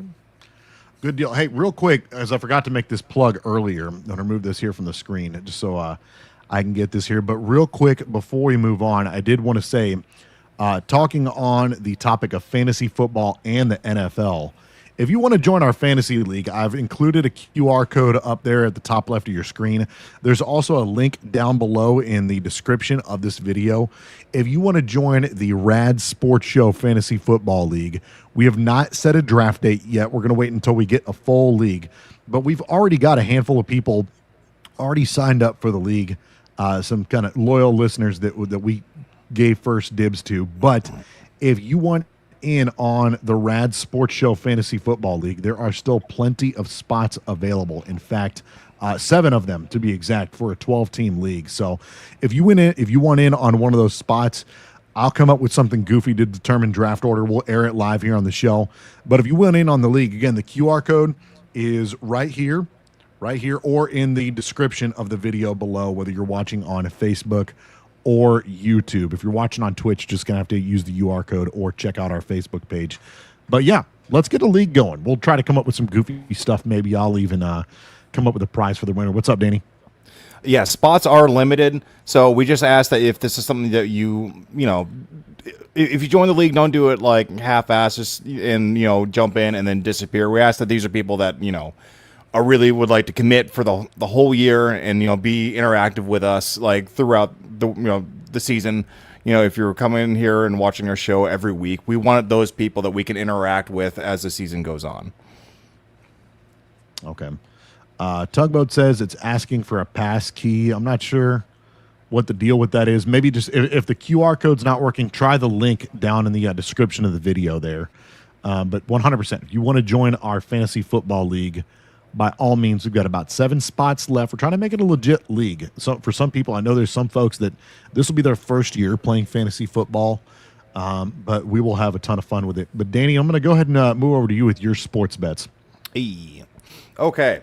So I'm picking the Reds first off to win the series with the Rockies. So I'm still kind of flirting with the whole idea like of baseball gambling.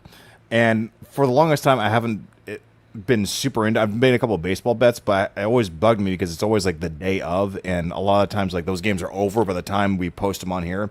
So I finally figured out that you can bet on series, and so since I'm just dipping my toes in there, I think the Reds had some like the best odds, maybe the best odds in the series that are going on right now. So I was like, okay, I just want to try this out here. I think it'd be much more interesting than doing like a 1-game bet. So yeah, so I went ahead and put $2 on the Reds. I went opposite of Adam. I took the Plessy. It's I like those odds, so I'm here to win at least with that one. So I went ahead and there that way. And my dog of the week is England over France. I'm just rooting for England. I mean, I don't really have any other horse in this race that they call the World Cup. So I would like to have a replication of the Battle of Agincourt, and I hope England kicks France's ass. And so, yeah, I put $1 on there, and hopefully it's enough to push me over the top of Rick and Adam. All right. And I just saw Tugboat just join the league, so we've already got one person joining in. Whoops. So I'm going to go ahead and switch myself here, and I'll move over to my bets. Very interesting takes. I like that. I really like that series bet that you made, where it's not just one game. Their series, I'm not sure does it start tonight or tomorrow night or tomorrow? I think it starts today. Today, okay, perfect. And the Reds are local. Yeah, either way, I'm totally glad you figured that out because I was looking at the baseball bets too, and it was All-Star week, so I was like, when's the next game even going to start? And then I quickly abandoned even betting on baseball this week. So the game's it's bottom of the Reds are already had 6-2 in the 8th inning right now, their first game of the series. Okay, so looking pretty good. But you didn't take a single game. I like that. I like that it's a who wins the series. That's a very interesting bet for sure. Yeah, I'm going to moving over to mine here. So, yeah, that's pretty dope. And that kind of inspired me to take a series bet of my own. But here's what I've got for mine. So mine, Adam, I'm lockstep there with you. I've got Spain over Argentina to put it as my $2 bet, odds minus 150, payout $3.33. However, I'm with Danny on the Duplessis versus Usman fight. You know, Usman getting a little long in the tooth, man. Although you can never really count him out, and he's been, from what I couldn't tell you the specifics, but I was listening to, I forget whose podcast, maybe Chael Sonnen or Michael Bisping or something like that, where they had said, you know, for a while he was, you know, injured to the point where, you know, he was kind of stiff, like having trouble like getting up and walking. So, it's, you know, he's a younger, Duplessis is a younger fighter. I think that it should be an interesting fight. I don't think, regardless of who wins this fight, that it goes the distance. And I know that Duplessis is kind of a dog for this particular bet, but I took a $2 bet on Duplessis winning the fight via knockout or TKO with plus 215 odds. That'll pay out $6.33. And then my final bet, again, I really liked that series bet that you made. So I took the Orioles over the Astros in Houston. Odds are plus 125. That $1 turns into $2.25. And for the week, this is kind of what our payouts looking like, or would look like. And again, this is if we end up getting a clean sweep across, if each one of us gets a clean sweep across the board. Obviously, Adam would be the winner of the weekly sports betting challenge here with $15.85. Me coming in at second place with $11.88, and Danny there with $8.70. But we're going to mix things up this week. Playing it safe. Nothing wrong with playing it safe, but scare money don't make money. We'll see what happens. And then Tugboat did last week. Yeah. Adam, will you win?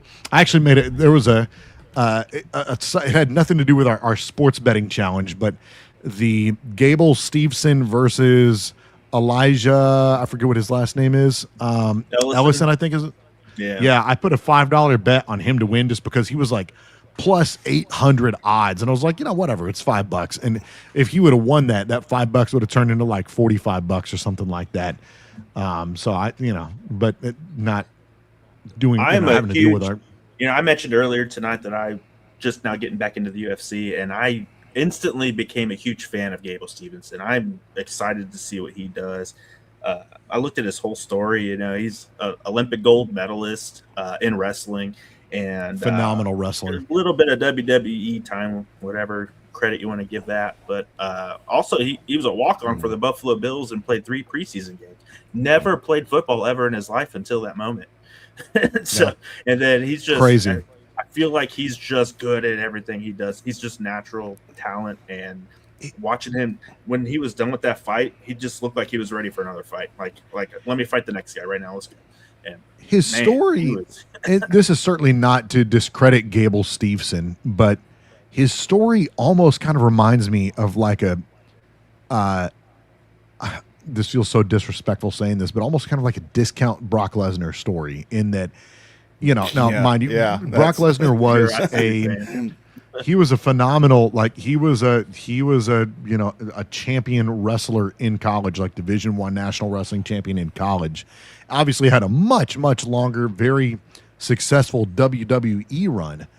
But then in between wrestling, I think he left wrestling for a little bit to play football with the Minnesota Vikings. Didn't end up didn't end up making the team. Things didn't shake out quite like he wanted to there. And I think they wanted to send him when NFL Europa was still a thing. They were going to try to send him to like whatever their affiliate team was. He didn't want to do that. So he came back to wrestling. And then he got into MMA, his only non-UFC fight being against Min-Soo Kim at Pride, and absolutely wrecked the guy. I think there's some parallels here with Gable Steveson. Obviously, he didn't have the NFL thing shake out or the WWE thing, but he certainly has the wrestling pedigree, just like Brock Lesnar. He had a few MMA fights outside of the UFC, although they weren't like really big promotions. So his first big fight, if you will, was against a guy who was kind of ho-hum, kind of unproven, just like Brock Lesnar against Min-Soo Kim, and just completely manhandled him. So a lot of parallels there for sure with him and Gable Steveson. Moving on, I know we're kind of running late on time, so I kind of want to power through this, but we are changing things up with our weekly sports gambling. So Danny and I are going to cover this. We've got a fan's choice bet. This is a $1 bet. We're kind of putting our financial well-being into your hands. We've got 3 separate bets here for you to choose from. We've got 3 yeah. He's only got Guys, I'm so broke right now. He's only got $1. But do us a favor. In the comment section right now, vote 1, 2, or 3 with any of the bets here. The first one being tomorrow, the UFC Fight Night. And these are all, we tried to pick like super big underdogs. So on the card tomorrow night, the first choice here is Stuart Nickel over Alden Correa. The odds are plus 700. If that bet hits, that $1 turns into $8. Choice number 2, WNBA Portland Fire over the Minnesota Lynx. They're underdogs there against Minnesota. Odds are plus 550. The payout will be $6.50. And finally, the third choice there, Orlando City SC over the San Jose Earthquakes. Odds are plus 390. Payout would be $4.90. So we'll give it a few minutes. Let us know what you think. Excalibur's already tuning in. He says to take Orlando City SC. But we are putting the sports betting into your hands with our show, and we'll let you know if the fan pick played out in our favor or not. But vote in the comment section right now, 1, 2, or 3. Which of these should you take? I'm curious, Danny, which of these do you feel the best about? I know you're not super familiar with any of these people, but oh God, Adam.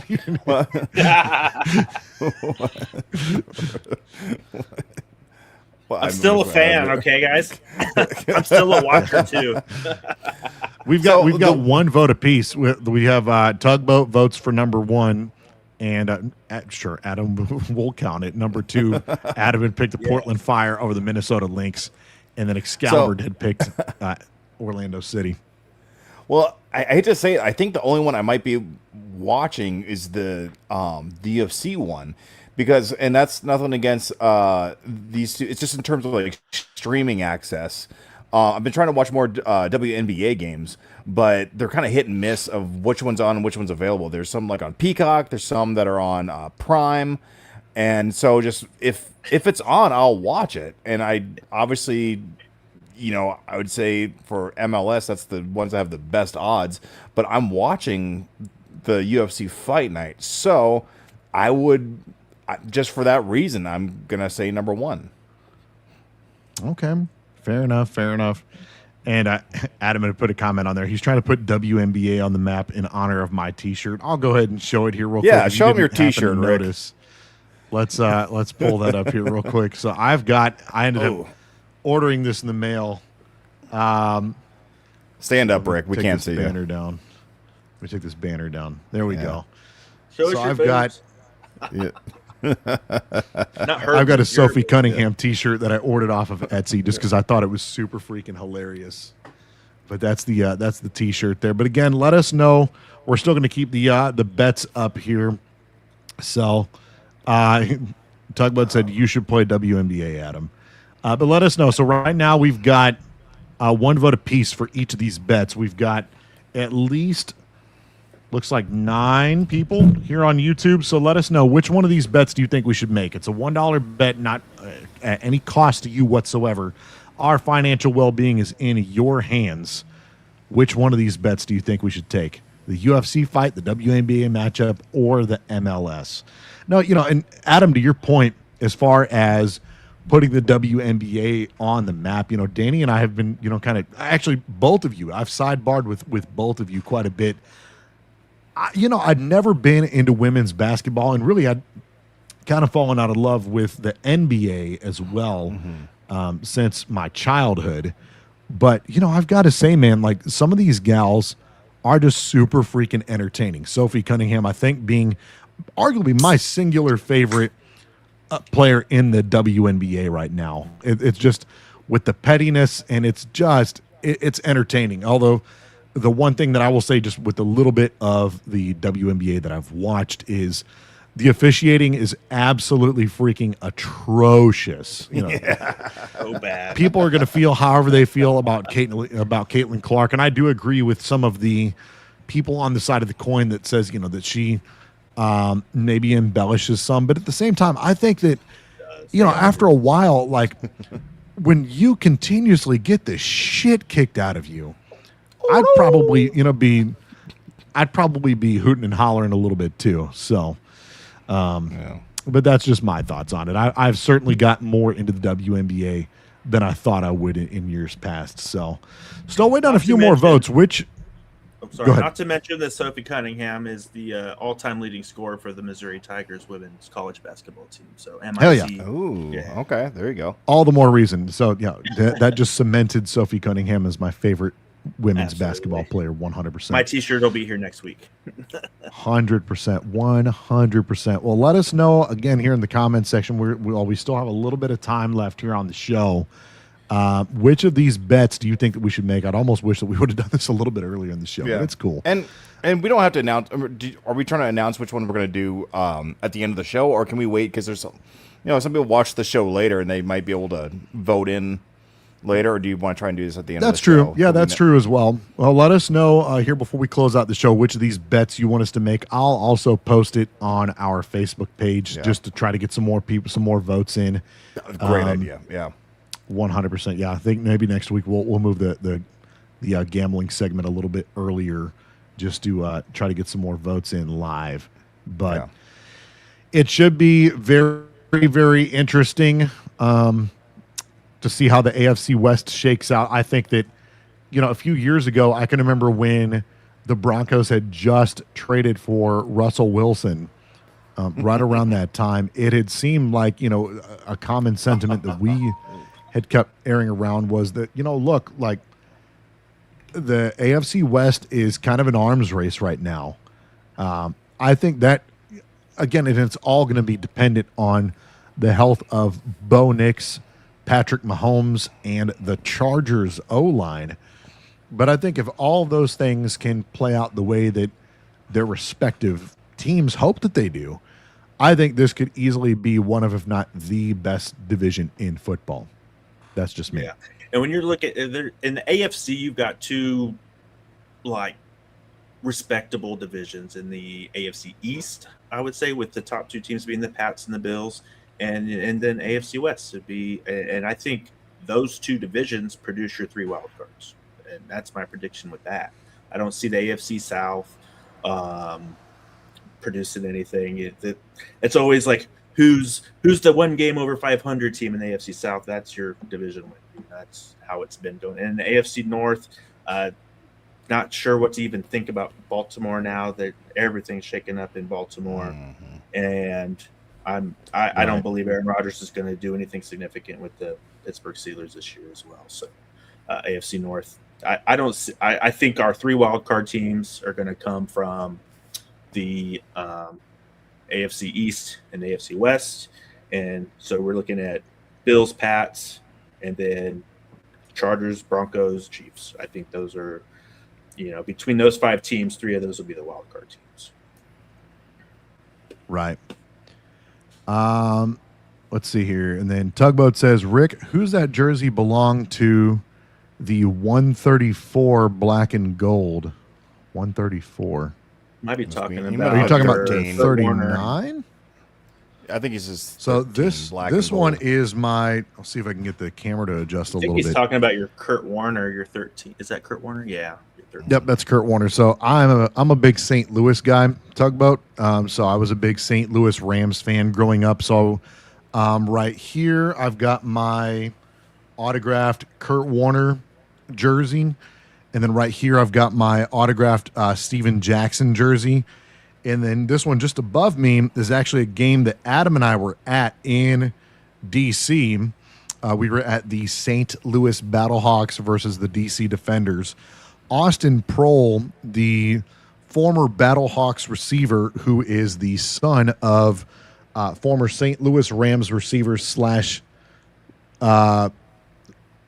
Battlehawks head coach Ricky Prohl, his son played for the Battlehawks, and that is an autographed jersey of Austin Proles there. So And that is Austin where that Prohl comes was from. the wide receivers coach or offensive coordinator? He's the wide receivers coach now. wide receivers coach. So, but yeah, all right, fellas. Well, I think unless you guys have anything else, I will go ahead and actually, no, that's Danny's job. But if you guys have anything else, please by all means go for it.